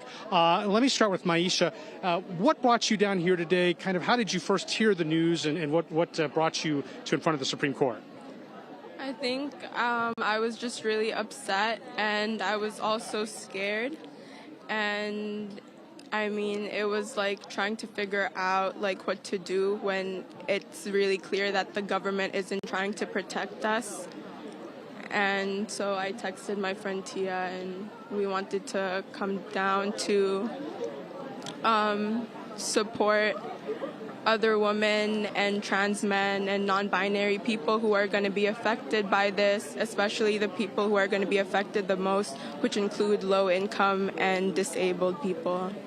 So Tia, you got a text from Maisha here. I mean, was it an easy decision? I mean, what kind of, what was going through your mind? Well, this is kind of like standard practice for us. It's like no question in my mind, and I'm sure Maisha's mind, whenever there's a protest happening, it feels like sometimes protests are the only things we can do. And so it feels like necessary to come out and support and just be like another voice trying to advocate and fight for rights that shouldn't be in question. Going forward, it's been said that as of today, you may have fewer rights, will have fewer rights than your mothers did in this particular case. What's next for you? How do you kind of see this playing out as younger women kind of in this new age? Again, I think it's like trying to support ourselves, find ways to support ourselves when we see that the government has no inclination to protect us, and finding ways to support and protect other women of color, black women, trans men, and non-binary people. How about you, Tia? Thinking about what our mothers, both of our mothers are immigrants, and so they came here 20 years ago, and so it's a very different life we've led in our formative years than they did, and so it's kind of a new terrain for us, what they tell us versus what we have to experience. But it is, as people have been saying today, immigrant speakers who have been speaking, this isn't really the future that they expected coming over, so hopefully we will see a change in our lifetimes. Some more sentiments from in front of the Supreme Court. Libby, will send it back to you. Thanks so much. Lee Powell reporting for us live. Let's bring Amber Phillips into the conversation. She writes the 5-Minute Fix for the Washington Post and has been covering this breaking news. Amber, let's talk about the politics of this and how the Supreme Court justices, in the majority opinion by Justice Alito, sort of said they weren't really thinking about the politics, right? They're focused on the issue, not the politics. Yeah, that's right, Libby. When I read Justice Alito's opinion, which is very similar to this draft opinion that was leaked in May, what struck me was exactly that, was he essentially was saying, I don't care. He seemed very aware as he was reading that by a margin of nearly 2-1, a majority of Americans want to keep Roe in place. That being said, when you ask about specific abortion bans and weeks, it gets messy and it's difficult to really pull how Americans feel about abortion. But consistently, according especially to our own Washington Post polling, Americans do want to keep Roe in place. And he seemed very aware of that. And then he wrote, essentially, I'm paraphrasing, but that he doesn't care about the politics of this, that it was his job, he thought, to return abortion law and abortion legal precedent in America back to what the Constitution says, which is it makes no mention of abortion, therefore get the Supreme Court out of abortion. And I just think it's interesting that despite all the public pressure and the uproar and the unprecedented nature of a leak of his opinion from a couple months ago, it didn't change anything. It was exactly the same. He doubled down on a lot of really controversial ideas, like comparing this to racial segregation, for example. Yeah, talk to us more about that comparison. Yeah, so what Justice Alito said, and again, this is one of the more controversial parts of his opinion, is that this Roe decision is egregiously wrongly decided, like an 1896 court decision where the Supreme Court upheld racial segregation, saying essentially, we're okay with it, it's fine. Justice Samuel Alito, just to emphasize that point, compared Roe v. Wade in the 1970s, expanding abortion rights or protecting abortion rights in America, to the 1890s when the Supreme Court said, we're okay with racial segregation. And his reasoning was that the court in each time, he overstepped its bounds, and that a Supreme Court should be able to reverse precedent, even if it's been in place for decades, like Roe v. Wade or like this racial segregation case, and it should have the power to reverse it. And so he was trying to nullify liberals' arguments that this is something, a right that a generation or more of Americans have grown up with. They take it for granted. Families sometimes maybe plan around this, and to take it away is just not, the liberals said, we question your commitment to legal precedent. Well, Justice Samuel Alito said, well, hey, if we can't reverse legal precedent, maybe racial segregation would still be in place today. We're talking with Amber Phillips about the news today that the Supreme Court has not only sided with the state of Mississippi in the Dobbs versus Jackson Women's Health, but they've also overturned Roe v. Wade and another abortion case, Casey, that was precedent-setting in the past. Amber, this is 50 years of law that was deemed to be settled. And repeatedly, we heard these people, men and women, who ultimately became Supreme Court justices, go before the Senate Judiciary Committee, raise their hand, take an oath, and then basically say that they couldn't comment on this sort of a case, but that they do agree that precedent is precedent, right? That settled law is settled law. What do we learn about what they were saying both in front of the Judiciary Committee as well as in conversations with members of the Senate versus what they did today? Yeah, it's hard to know what to make of it, in part because we don't know about some of these private conversations that these justices had. One particular sticking point that's already coming to the fore today is Senator Susan Collins, a Republican from Maine, who voted, she was the deciding vote for Justice Brett Kavanaugh to get on the Supreme Court, the second of President Trump's 3 picks. And he was a big part of today's decision, overturning Roe v. Wade. She said today that and she said when the draft opinion leaked, this was not consistent with her conversations with Brett Kavanaugh. I've talked to legal experts who say it's possible that Senator Collins in particular was hearing what she wanted to hear in those conversations. And then in front of the full Senate Judiciary Committee, these Supreme Court justice nominees were saying what they needed to say to get the political support to get onto the court. I'm not accusing anyone of lying. Again, we don't know exactly what happened in those private conversations, but even when you parse their public statements, people like Kavanaugh left a little bit of wiggle room to say, I'm okay overturning 50 years of law. And again, just to reiterate, legal experts I talked to said it's very unlikely that a Supreme Court justice nominee, no matter how badly they needed someone's vote, would go in and promise a specific ruling. there is decades of tradition of Supreme Court nominees being really slippery, both behind closed doors and in front of the Senate Judiciary Committee. And so I do think that these three conservative justices did say what they needed to say in order to get some of these on the fence Republican votes. And that included being really slippery about whether they thought abortion was settled precedent and was never to be touched ever again. But I also think it doesn't seem like they lied. They left themselves a little bit of wiggle room to decide what they did today. Let's go to Rhonda for where this leaves the sort of the political question of some of these members of Congress, like Senator Collins. What happens to them now in terms of the politics of this moment? That is a great question, and one that I believe a lot of observers will be interested in seeing play out.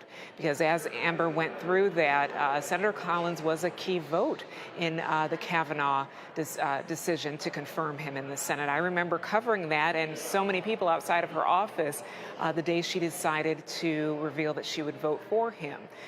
So for her to say this now is something that is notable, as well as it's notable that Joe Manchin, too, said he was disappointed today and felt misled as well by the Supreme Court when they were going through their confirmation process, these justices.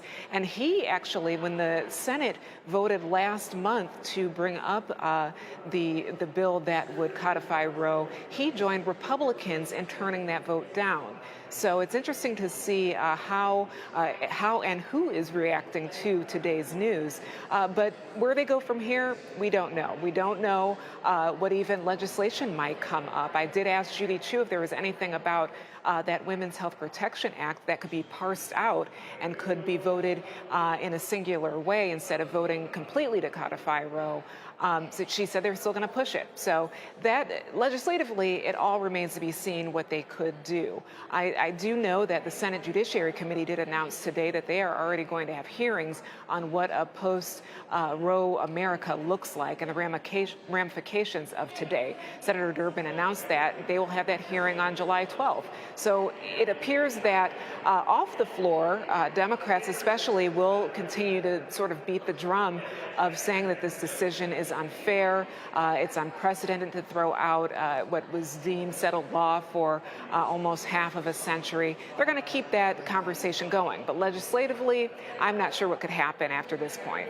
Yeah, let's go to James Hohmann for more on that. James, it's an awkward situation for someone like Susan Collins, and there's a lot of sort of eye rolling about, well, what did you really expect to happen by these very conservative nominees and now justices being seated on the court for this supermajority that they have? What are you noticing about that conversation? I've been struck by the number of prominent Republicans who are calling for a federal ban on abortion. The most prominent among them today is Mike Pence, the former vice president who wants to run in 2024. Obviously, has had a star turn in recent days as part of the January 6th hearing process. He gave an interview to Breitbart News where he talked about his desire to take federal action, which is sort of at odds with the Supreme Court's posture of leaving this to the states. But for a lot of the same reasons Rhonda was just talking about, there's not going to be 60 Republican votes in the Senate to do that, but you will see pressure if Republicans make big gains in the Senate, assuming they take control of the House, to get rid of the filibuster for this. Democrats came very close to getting rid of the filibuster this year for their priorities. Republicans have been adamant even that they would not do so. But you can expect that this is going to become a litmus test from the Susan B. Anthony list kind of groups out there that are going to want a federal vote. And maybe they'll be able to get consensus among Republicans. If there's 54 Republican senators, you don't really need a Susan Collins or a Lisa Murkowski, who may not be there next year's vote, to pass a 20-week or a 15-week federal ban. And so if Republicans control the House, they'll certainly be able to get the votes to pass some kind of national restrictions. So these are very real issues. You know, again, the next 2 years. Let's follow through the thread. So the House could pass something if they go Republican. Right. If the Senate does, they could too. Then it's about the White House, right? Exactly. Then it's about who controls the White House. And if Republicans are able to control all three of those, that's when they could really take action on the scale that you're referring to. Right. Yeah. You know, but I would fully expect next year we're going to see major knockdown, drag-out fights over, you know, Planned Parenthood funding, over, you know, Hyde Amendment language. If Republicans control the House, you know, you're going to have a lot of the Republicans who want to run for president in 2024 in the Senate, people like Tom Cotton, Ted Cruz, Josh Hawley, Marco Rubio, who are all going to be trying to demonstrate to the anti-abortion rights community that they're a stalwart ally. So even though Joe Biden will be able to veto, you know, an outright ban or anything like that, there will be just a lot of fights that play out in the next few years. Yeah, a very important point. Let's bring Akilah Johnson into the conversation, national reporter focusing on health disparities. You know, Akilah, so much of the conversation we've been having is about the political fight, but you are reporting on how this decision can affect the lives of people. And you've been specifically focusing on how this abortion decision could affect Black women. What can you share with us? Well, you know, depending on who you talk to, this really comes down to an issue of autonomy for Black women, which is, you know, and the right to control your body, which for generations and centuries has been a right that fundamentally Black women haven't had. If you look at the legacy of slavery and through the legacy of Jim Crow. And so this fight for autonomy also has contributed to divergent views when it comes to abortion care and abortion as health care. And so, you know, if you look at the ever-growing and increasing maternal health crisis that this country has, which disproportionately impacts Black women who are more than 3 times likely to die during childbirth, if you look at who accesses abortion, you know, and abortion rights and abortion care, Black women are disproportionately accessing abortion care. But also a lot of activists and advocates and healthcare providers like to point out that over half of the Black, about half of the Black population lives in the South. And the South has some of the most restrictive or potentially the most restrictive laws when it comes to abortion when you look at trigger laws and what can come down now that the Supreme Court decision has been made. And so this will have a unique and disparate impacts on the lives of women of color, particularly Black women. Also, when you bring in and think about the economic implications of Roe v. Wade, why women are seeking and accessing abortion care and abortion services. So it is a nuanced and complicated issue when looked at through the prism of health care and reproductive health and reproductive health care. And this decision has echoes of the broader battle for reproductive rights among Black women. Talk to us about that. Well, and I mean, that is a battle that has been going on for generations. You know, there is a monument, actually, that was recently constructed in Montgomery, Alabama, to the mothers of gynecology. I mean, going back to enslaved women who were subjected to torturous experiments to further gynecological sciences in the field of gynecological and obstetrics, you know, and then you move from the 1840s, the 1800s into the 1970s, when Black women, poor women, Native women, Puerto Rican women were being forcefully sterilized. Through, you know, and so there's been this steady drumbeat of a fight for reproductive control and reproductive rights. And so when you talk about abortion and you talk about abortion rights, a lot of folks in the reproductive justice movement will tell you that it extends beyond just the right to choose. The right to choose means the right to choose to have children and raise and parent them in a safe world that meets at least the basic needs of those who were born into it. So that also brings into issues of mass incarceration, issues of you know, policing, like I said, education, economics, and so it extends beyond the right to choose. It's the right to choose not simply to not parent, but how you want to parent and how you are bringing a child into the world. You know, Akilah, there's a lot of questions about in these states which have trigger laws in the books that will ban abortion. What, if anything, will they be doing to step up and help mothers who would not have otherwise chosen to become a mother at that moment in time, or wouldn't have chosen to have that extra child. What are the conversations you're hearing about in terms of concerns about getting support, everything from child care to better maternal health care, if more women have to have babies? Well, and so that's where we bring in the fight, right, for reproductive health and reproductive justice, because Black women, women of color are already fighting. They're already fighting for better prenatal care. They're already fighting for better health care. They're already fighting for stronger safety net and economic supports. You know, they're already fighting to terms of prenatal care. Like I mentioned, Black women are more than 3 times as likely to die in childbirth. So they're already fighting to be able to have children in a safe and healthy environment. This is an extension of that fight. This deepens that fight. It continues the fight. And you will also hear from women in states that already have begun to restrict abortion access prior to this morning's, Supreme Court decision, that they had been anticipating this and that things had been in a work to provide those types of supports. This is part of a long struggle, an ongoing struggle for reproductive justice that really came to the fore in the 1960s when you began to think about the intersection of how racism, classism, and sexism affects people's lives. Akilah, what are you going to be turning your reporter focus to now that we have this decision? Well, now it is now that the decision has been made, it's what happens next. It's the folks that have been planning for this and have been preparing for it. What do the implementation of those plans look like? How does this affect the way doctors and patients have conversations? Is there a chilling effect? Are providers being held criminally for this? Are there criminal consequences, which deepens issues of mass incarceration? So really looking and exploring some of those issues in a more deeper, robust way. Akilah Johnson, thank you so much for joining us this evening. Really appreciate it. Thanks for having me. Let's go to Lee Powell outside the Supreme Court. He's been talking to people gathered there. Lee? Libby, I'm coming to you once again from outside the Supreme Court, a kind of a tight crowd here, a tight space we're in. I'm joined by Teresa Bukovniak of the Progressive Anti-Abortion Uprising. Certainly, maybe you tell me, how long have you been out here and what's kind of the mood of the crowd been throughout the day, certainly on the other side of this issue compared to a lot of folks that are here? Sure. So we got here around 9 a.m. We've been out here every single decision day leading up to this decision. And this morning, it was just a huge crowd of pro-lifers hoping the decision would come down today. There was a smaller group of pro-choicers. And once the decision came down, our side just erupted in excitement and joy, crying. I cried all my mascara off. And it was just an incredible moment.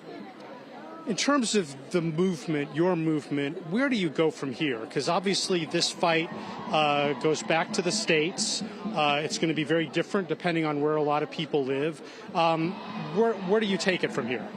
Well, I am the founder and executive director of Progressive Anti-Abortion Uprising. We exist to mobilize progressive activists on the abortion issue. And so we're going to every blue state. We're in every blue city already, and we are going to continue to mobilize leaders to take direct action on behalf of the unborn. We know that social justice movements do not succeed without people being willing to put their bodies in between the oppressors and the oppressed, and that's what we're going to do.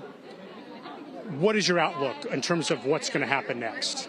The outlook is looking really good, a lot better than it has in the last 10 years of my advocacy.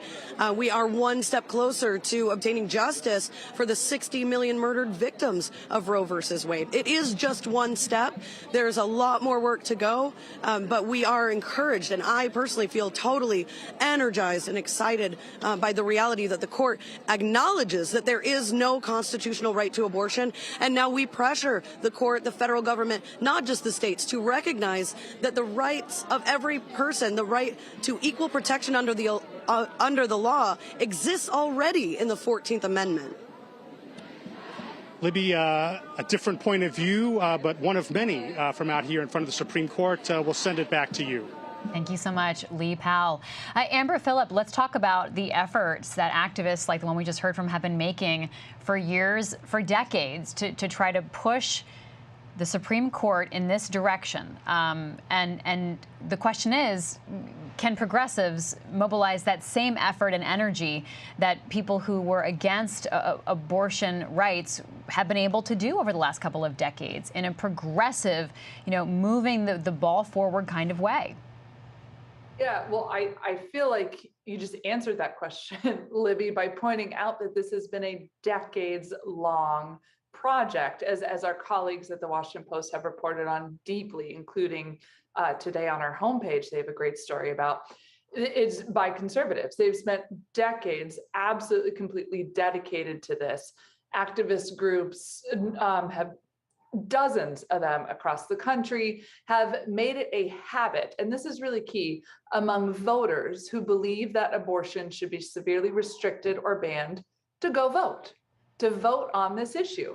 And James has talked about, and we've talked about many times on this show, Libby, about how that has helped President Trump get elected in 2016 amid skepticism from specifically the Christian conservative right that he was the right candidate for them. And he bragged today in a statement, and it's absolutely right. He followed through on his promises to that community.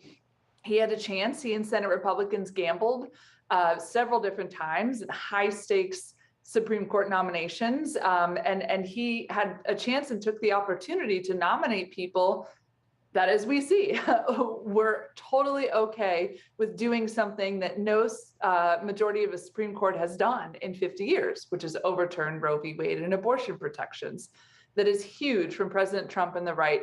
And so, like I said, it took decades for these conservative grassroots efforts to filter up to the highest levels of politics. It worked. The stars had to align for them as well. 3 Supreme Court openings in Trump's 4 years in office. That's rare. That doesn't happen. And it took a lot of boldness from Senate Republicans and President Trump. I'm going on about this because I want to elaborate that this was very, very, very difficult for the right to do. They did it. So to your question, can progressives make the same kind of changes? I don't think anytime soon, not without major structural changes to democracy. As we've talked about, ending the filibuster, there are major roadblocks there, would have already happened. What about expanding the Supreme Court? What about impeaching justices? These are all things getting thrown around on the left. These are major structural changes to democracy, but I don't hear leaders like President Biden or House Speaker Nancy Pelosi talking about those. I hear them say, let's just vote. Let's try to make it so that the people who support abortion rights vote with the same vigor on this issue as the other side.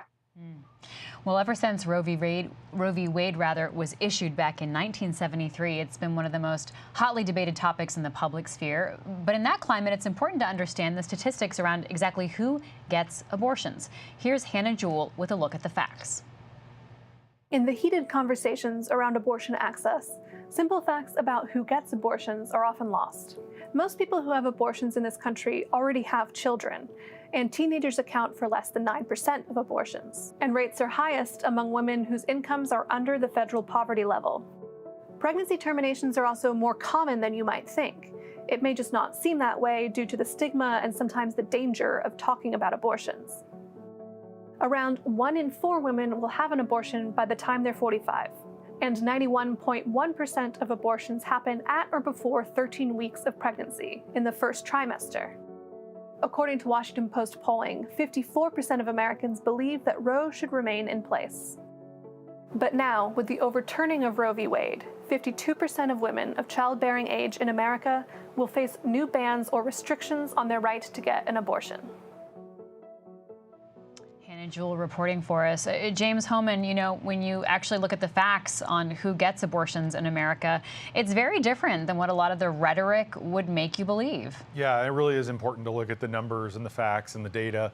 And it is much broader than most people realize. And also, a lot of public opinion is quite nuanced around this subject. As Hannah was just capturing, I've spent so much time covering campaign events on the left and on the right, and you talk to people who identify as pro-life, and a lot of them do support exceptions for rape and incest and life of the mother, and in many cases, health of the mother.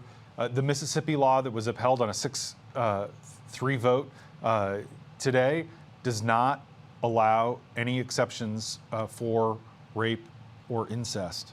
And similarly, a lot of people who describe themselves as pro-choice, to be sure, don't necessarily support abortion on demand with no limits whatsoever. It really, in many ways, depends on sort of how you have these conversations, how you ask a lot of these questions, and that's going to be why the next few months are going to be so interesting, because now that this right that for the vast majority of living Americans has existed their entire life, they no longer have. How will they respond when it's not just an academic discussion or a legal fight? This is 49 years since Roe, 30 years since Planned Parenthood v. Casey.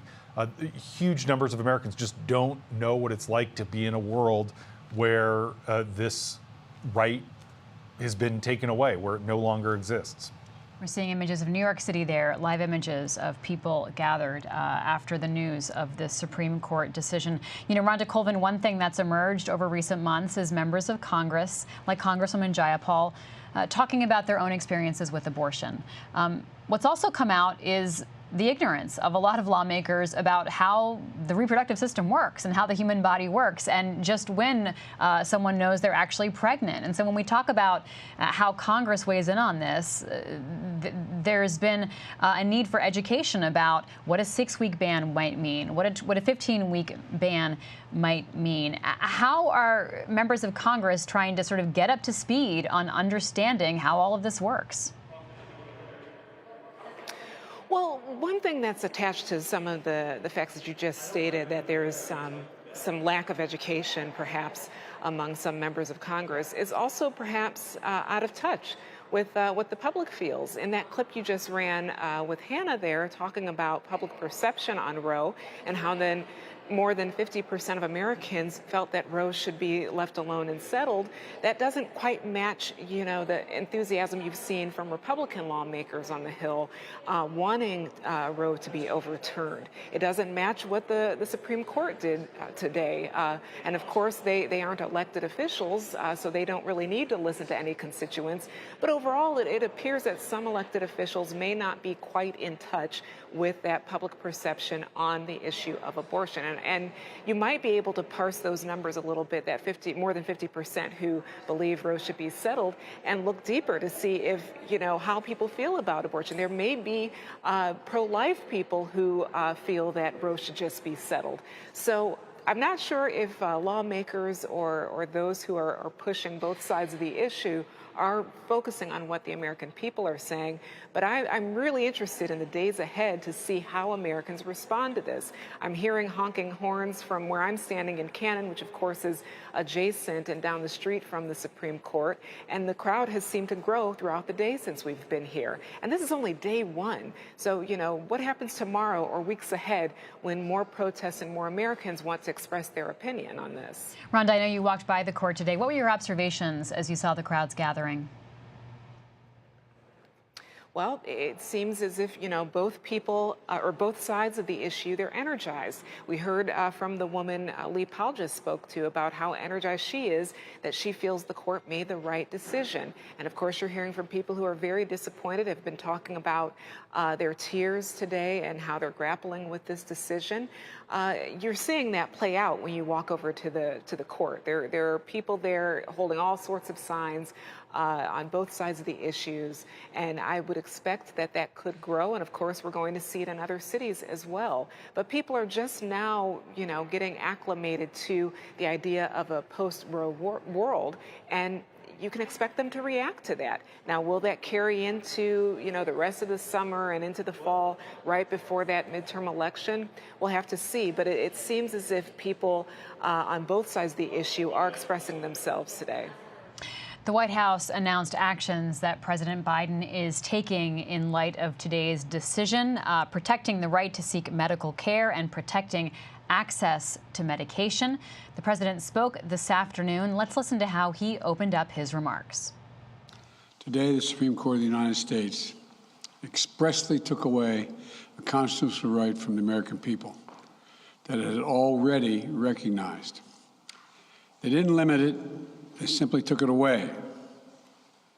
That's never been done to a right so important to so many Americans. But they did it. It's a sad day for the court and for the country. 50 years ago, Roe v. Wade was decided and has been the law of the land since then. This landmark case protected women's right to choose, her right to make intensely personal decisions with her doctor, free from the interference of politics. It reaffirmed basic principles of equality, that women have the power to control their own destiny, and it reinforced a fundamental right of privacy, a right of each of us to choose how to live our lives. Now, with Roe gone, let's be very clear. The health and life of women in this nation are now at risk. President Biden speaking earlier today. Amber Phillips, what realistically can the White House do? Not much, Libby. I've been reporting on this today and this week, and what I hear from abortion rights supporters is that the Biden administration can nibble around the edges in terms of issuing executive orders in the absence of any kind of federal law shoring up abortion rights. They could make medication abortion easier to get by removing some bureaucratic red tape about which medical providers can issue medication abortion. Right now, you have to go to a specific one that has a deal with the manufacturer of this abortion pill. It gets real red tapey. So they could just remove that. Another idea that's coming up on the left, and certainly the White House will get pressure to do, is to actually fund or find a way to help give grants to women who want to travel out of a red state into a blue state to get an abortion, since that can often be the most expensive part, is the travel, and especially in increasingly divided America, of the procedure. Beyond that, the military could continue to provide abortions only in the case of incest, rape, etc., as they do now on military bases. The federal government could try to tamp down on harassment outside some of these clinics. But you see, I feel like as I talk more about this, I'm emphasizing that abortion right advocates they're really pulling at strings here. There's no silver bullet, one of them told me, for trying to shore up abortion rights, of course, other than a federal law. Amber Phillips, thank you so much. I want to go to James Hohman for more on President Biden and how he's spoken about abortion rights in the past, and talk to us first about his tone today, the message he delivered. He was very firm on some of the points that the federal government will work towards. So talk to us about where he is today and how he's gotten there. Yeah, I mentioned when we were talking a couple minutes ago, Libby, that the vast majority of Americans don't know a world in which there's not a constitutional right to abortion. But Joe Biden was elected to the United States Senate in 1972, before Roe. He is a Catholic. He is, I think, personally uncomfortable with abortion. And he has evolved on this issue along with the Democratic Party. It has been striking over the last few years to watch Biden try to avoid, sometimes twisting himself into pretzels, to not use the A word, abortion.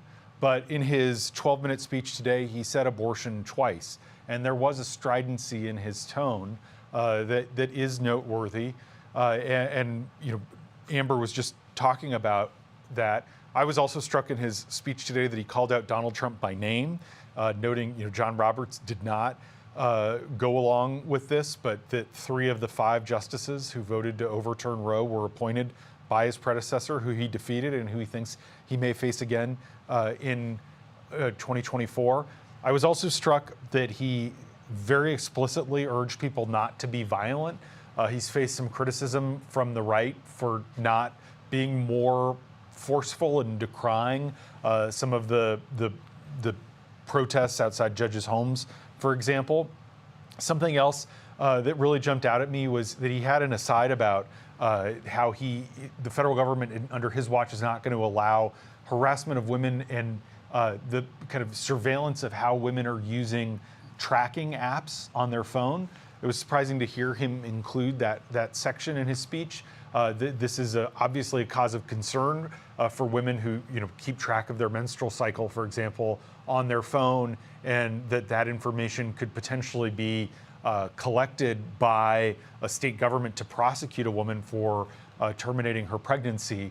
Biden drawing the line there, seeing that as an example of, by focusing on something like that, you can really portray this as overreach by red states and perhaps get people who would identify as pro-life to believe that Republicans are going too far. So I thought he was laying an interesting marker there, and saying he'll use all his appropriate lawful powers, but then ending his speech by saying the only way to codify Roe at the federal level is for people to vote, and urging Americans to go to the polls. This is, after all, an election year. We are just 5 months away from the midterms. Yeah, and James, to one of the points the president made and that you hit upon, there is this concern about digital privacy and what information your phone knows about you, what information your computer or your medical provider's computers know about you. And our colleague Jeffrey Fowler has been reporting on this and has some important information. Folks can look up Jeff's reporting that sheds light on this question of data privacy when it comes to reproductive health. Let's bring Dan Baltz into the conversation, our Washington Post chief correspondent. Dan, I have been reflecting on a conversation I had back in October 2016 with some voters who were from suburban Philadelphia, so outside Philly in Pennsylvania, who did not like anything about Donald Trump, especially as the information was coming out about the Access Hollywood tape, but they planned to vote for him for one reason: abortion. And I'm wondering what's on your reporter's mind right now as you think about this effort that Donald Trump made and many of his supporters made to change the law of the land when it comes to abortion. Well, in many ways, it was quite unexpected of Donald Trump to be this vigorous in his advocacy against abortion, given his pre-candidate views on issues like this. But he took to this issue. I think he was persuaded that it would pay political dividends. It certainly did. It brought people to his side who otherwise might have been repelled by some of the other things that he had done in his own private life. And he stuck with it throughout. He recognized that the power of appointing people to the Supreme Court was something that conservatives in particular felt very, very strongly about. There has been, as we know, a decades-long effort on the part of conservatives to bring more conservative justices to the Supreme Court, a much more serious effort than liberals and Democrats have had on the other side. And what we've seen today is that those three justices that he appointed really are the difference between the prior Roberts Court and the current Roberts Court, and have put the Chief Justice in a somewhat awkward position. We know that his preference was something of a more moderate compromise, to uphold the Mississippi law, but not to overturn Roe v. Wade outright. And so I think that we're now in that new position. I think the question now is, will there be people who will vote for Joe Biden if he runs in 2024, or who will vote for Democrats this fall who are unhappy with Joe Biden or some of the policies that he's pursued or some of the things he hasn't been able to get accomplished because of the abortion issue? I think that's one of the very, very big questions that we have heading into November. And how is that conversation going among Democrats as they think about their strategy for the midterm elections? You know, we got this draft leak in early May thanks to the reporting of Politico, and it did give everyone sort of time to wrap their heads around what a decision like this could mean. Well, I think that at this point we still don't know the degree to which those organizational efforts or those organizational intentions have taken root, and often it's very difficult to see that well ahead of an election. In all the years I've covered politics, one of the most difficult questions to answer is who has a real good mobilization and turnout operation, and we generally learn that on election day. And so it may not be until election day in November that we'll begin to see that. We have heard people talk very robustly about how this issue could change the election, and it certainly could.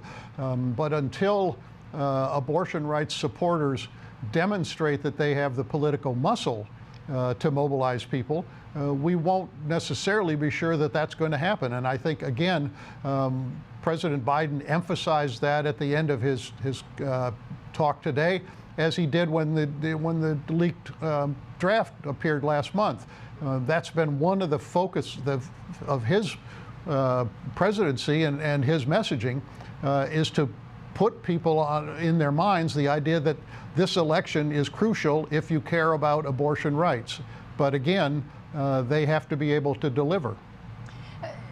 Dan, let's talk about where this leaves the American conversation and our discourse. What will you be watching for and asking questions about in terms of the divided nature of our country right now? Libby, I think it's just one more step toward a more balkanized America. We know that this country is very, very divided. We know it's divided red and blue. We can see the divisions.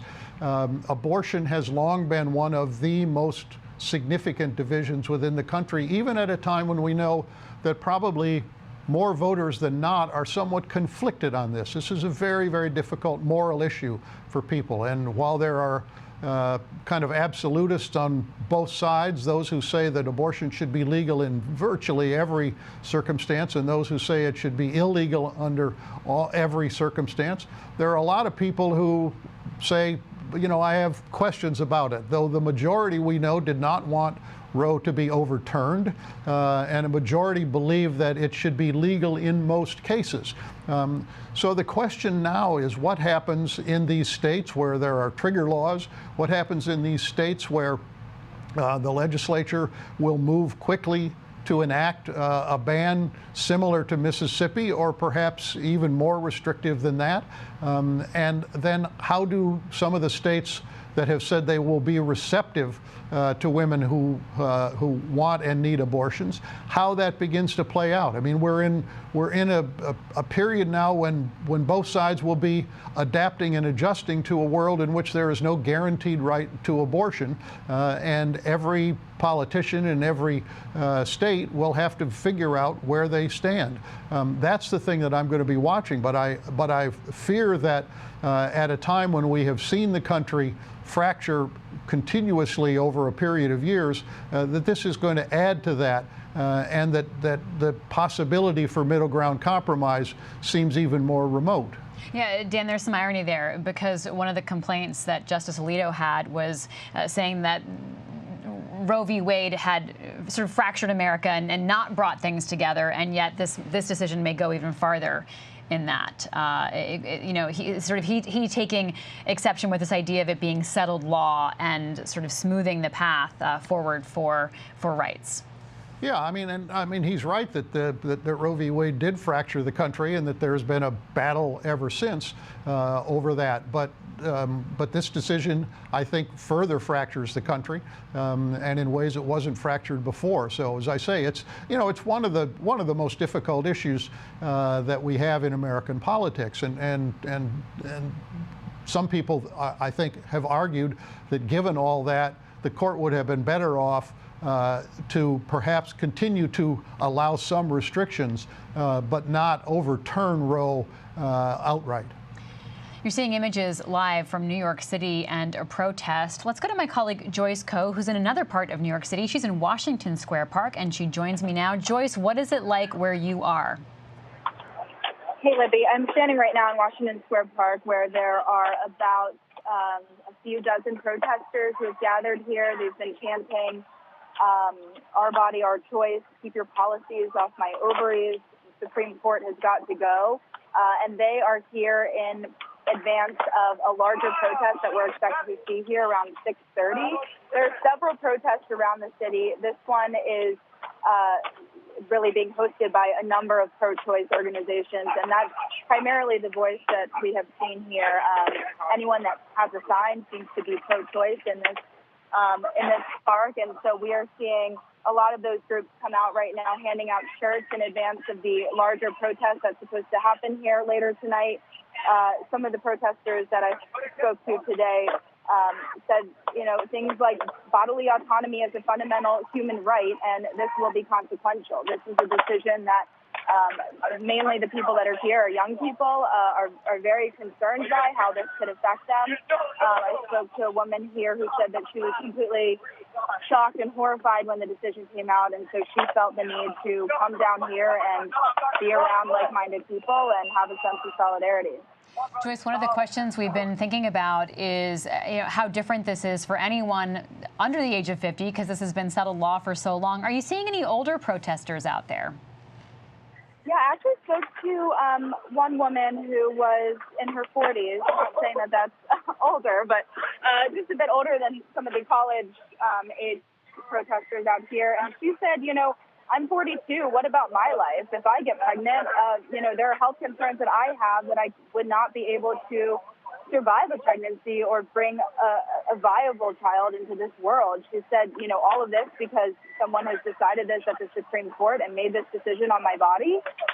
She also said, women having to bring non-viable pregnancies to term. She has concerns about women who have been raped and non-consensually gotten pregnant. And so there's really an endless amount of concerns that we've been hearing out here today. Of course, just the impact on healthcare, the impact on women's reproductive rights, how this could extend to contraception and things like IVF. Those are, major concerns of the women that I've talked to out here today. And, on the other side of that spectrum, a 20-year-old woman that I spoke to today saying that she was shocked that this decision came so early, although she was bracing for this decision after the draft leak that happened several weeks ago now. But she says that she feels like women are going back to being, quote, second-class citizens.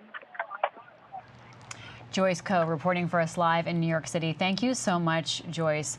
Let's go back here to Washington and Rhonda Colvin, who was on Capitol Hill, very close to that Supreme Court building where so much is happening. Rhonda, when we heard from Speaker Pelosi earlier today, she reflected on this refrain we've heard that her grandchildren, in her words, will have fewer rights than she did and that she does. Can you talk to us about how some of the women of Congress who are leaders and some of the elder statesmen are talking about this change over time that's happening really on their watch and that they're also witnessing? Yeah, we didn't only see that today. We've seen it through the year. There were House Judiciary hearings that went over the potential overturning of Roe.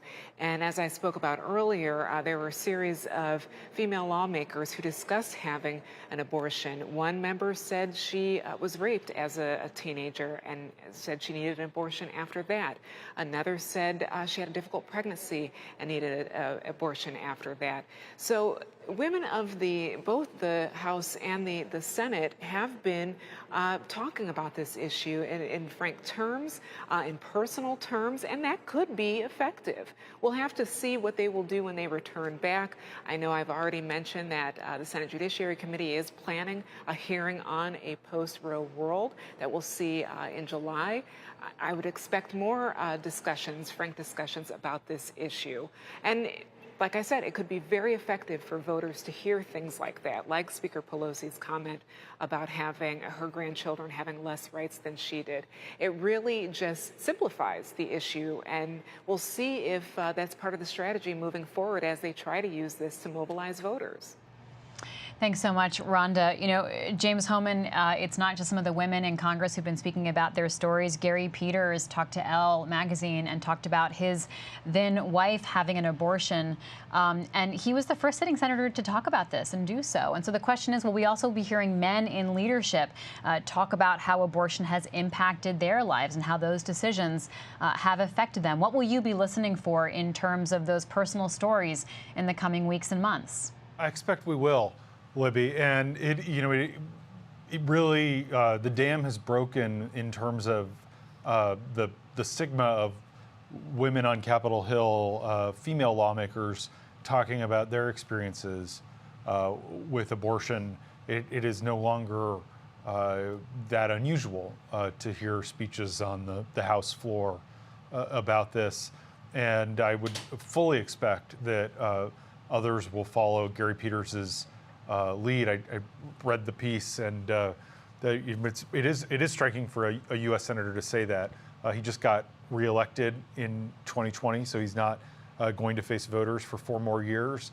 But it is a reflection of how the politics really have shifted on this, in how a lot of Democrats feel like they're united on this issue, that it's Republicans who are divided about how far to go in drawing that line, in whether or not to try to federalize restrictions. Dan Baltz, before we let you go on this Friday evening, you gave us some indication of what you'll be watching in the coming weeks and months, but help us push this story forward. Let's talk short term and then let's talk long term in the sense of the political questions and the political fallout that this could have. Well, in the short term, I think we kind of know what we're in for, which is a moment of very great intensity about this issue. We're seeing it today in the aftermath of the ruling with the demonstrations and the protests. We'll probably see more than that. We will be hearing stories of women who were seeking an abortion who have been denied it or will be denied it. We will see over the next few months what the political fallout of this might be in terms of the elections.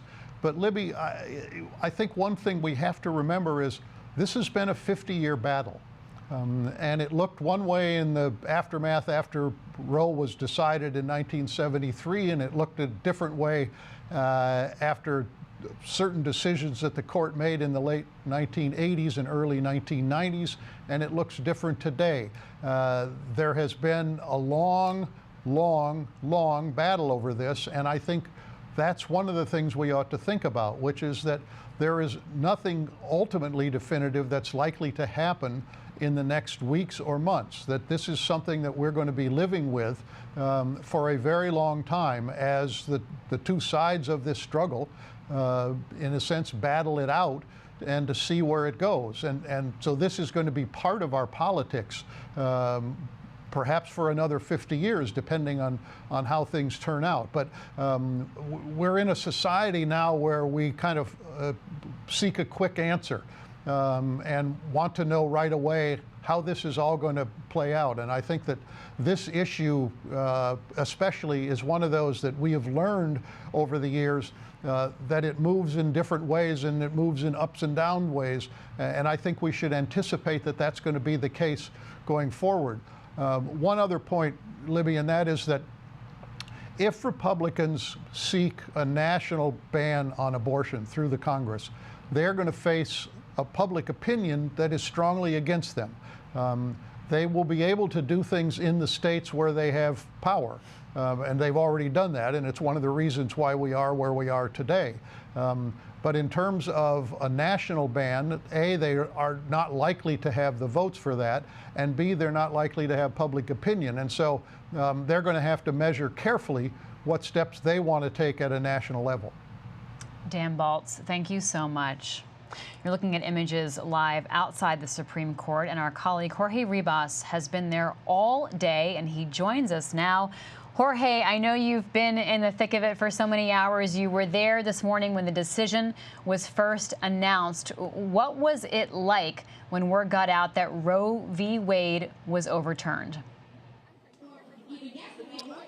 Right, Libby, yeah. We got here around 9:30, and the decision started coming in at 10 a.m. And there was a smaller crowd, much smaller than you're seeing here right now. A small crowd of pro-choice supporters and a smaller crowd of anti-abortion supporters. And these are people that had been here all week. I was here Tuesday morning and Thursday morning when decisions were coming in as well. And it was a lot of the same people you were seeing there.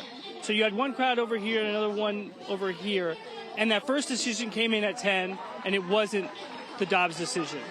And then shortly after, 10, 15 minutes later, the Dobbs decision came, and immediately I was filming a group of pro-choice supporters, and right behind them were the anti-abortion supporters, and they threw their hands up in the air, cheering loudly. You saw the faces of the pro-choice supporters just fall, even though, and I talked to some people on both sides of this issue, they knew this decision was coming, but sort of the quickness of it was shocking, I think, to both pro-choice and anti-abortion. The pro-choice supporters, I talked to this one woman who was from Texas who was crying and was scared for her friends in Texas and scared for what the future held for her. She was a young woman. I talked to an anti-abortion supporter who was overjoyed. You saw the crowd there. They were playing music like Black Eyed Peas was playing. They were blowing bubbles in the air. It was a much, obviously, different scene. And I talked to a young woman there who said that this was just the beginning of their movement. And then really right after that, the anti-abortion folks left, and the crowd of pro-choice supporters has grown exponentially, as you're seeing behind me. It's a much, much larger crowd than you saw at 10 o'clock this morning. Jorge Ribas reporting for us live at the Supreme Court. Thank you so much, Jorge. I appreciate it. Caroline Kitchener joins me now from Houston. Caroline covers abortion here at the Washington Post. She spent the day at an abortion clinic. So Caroline, talk to us about what happened there today as this decision came down. I'm here in Texas, where there is a pre-Roe ban that, basically says that the minute this decision comes down, they have to stop. So everybody in the clinic knew that if this was the decision we got, and if we got it this morning, they were going to have to immediately cease operations. And there were patients in the waiting room. There were 20 patients scheduled today. So at 10:12, I think it was, somebody pulls up SCOTUS blog and everybody looks at this decision. And there's just silence. And everybody is just stunned. And then, after a couple minutes, somebody says, okay, we have to figure out what we do. Somebody goes into the waiting room and one by one starts pulling out the patients to tell them that they're not going to be able to perform their abortions. And not only can they not perform the abortions here in Texas, but across wide swaths of America, they can't go there either. What are the emotions like of the women that you've been talking to today, Caroline? I mean, a lot of tears. I didn't, I only got to talk to a couple of patients because it's such an emotional moment and such a vulnerable moment. But one patient that I talked to, just through tears, told me that she couldn't believe it. Texas has already banned abortion after 6 weeks, and she was 5 weeks along, and she said, I feel like I did everything right. I beat the law. Like I came in here and I felt like I had beat the law that already existed. And then I came in only to find out that it was totally illegal.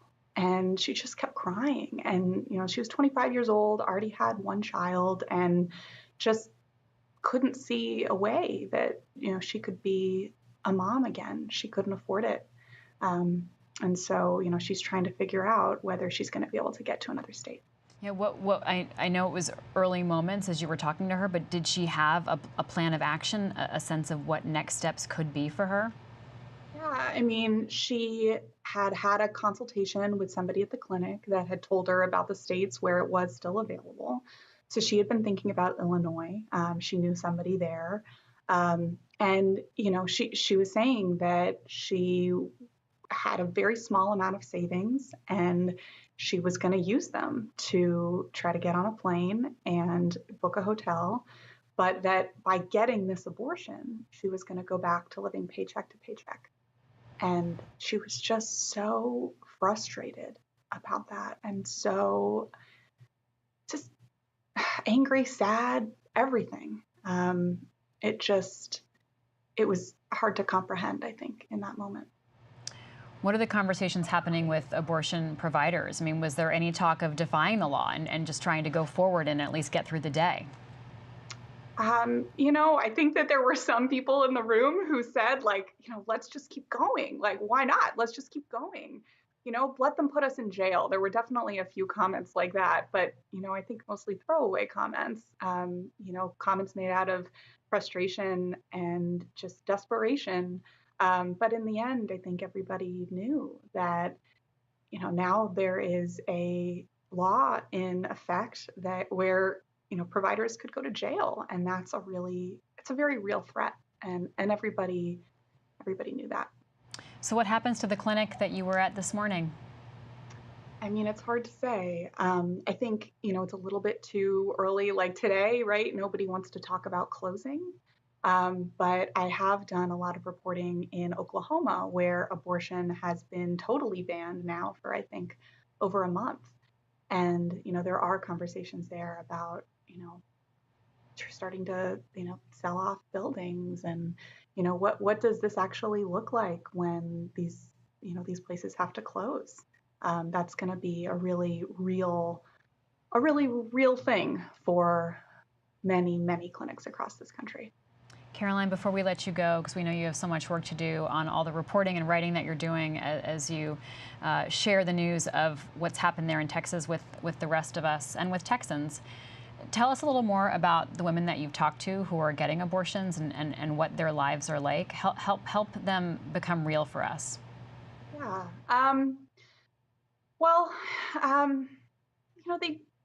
They just, what almost everybody says is, look, I can't afford to have another kid, and I don't feel like that's what's right for me in my life right now. Many of them that I talked to today working full time and, talk to me a lot about the high cost of daycare and how that just doesn't seem feasible for them right now. A lot of frustration about why the government isn't doing more to help them through public programs, to help, with things like childcare. Parenthood just didn't seem feasible. Caroline Kitchener reporting for us live from Texas, where she covered the final moments at an abortion clinic in Texas today as the decision came down and they had to stop their work. Thank you so much, Caroline. We'll talk to you again soon. Rhonda Colvin, let's go to you for legislation and what happens next on Capitol Hill. What will you be watching in terms of next steps by Democrats and by Republicans? Well, some Democrats are saying they're not going to give up on the fight to get abortion access codified. That is something that they say they will continue trying to push, but the reality is with the filibuster in the Senate, that doesn't appear incredibly likely. But you never know, because again, today, the big news here, the other big news on the Hill is that both chambers passed significant gun legislation, and that didn't look possible months ago. So you never know what could happen after public pressure is put on elected officials. So we'll see where things go. I know Democrats say they are going to turn this into an election battle, and I would suspect in both chambers you're going to see, we know of one hearing that will be happening next month, but there may be others that are related to abortion. So I'll be keeping an eye on all of those things and just what happens with this incredible and weighty issue here on the Hill. It's something that Dan Balls said just moments ago, that this has been really a long time coming. So you can't really turn things around very quickly, but there is going to be a lot of public pressure. I'm standing here, adjacent to the court. I'm hearing people, I'm hearing the honking horns, and we'll all have to wait and see for the next days and weeks to see how this plays out on the streets. Rhonda Colvin reporting live from Capitol Hill. Thank you so much. James Hohman, let's go to you for final thoughts before we leave this broadcast this evening.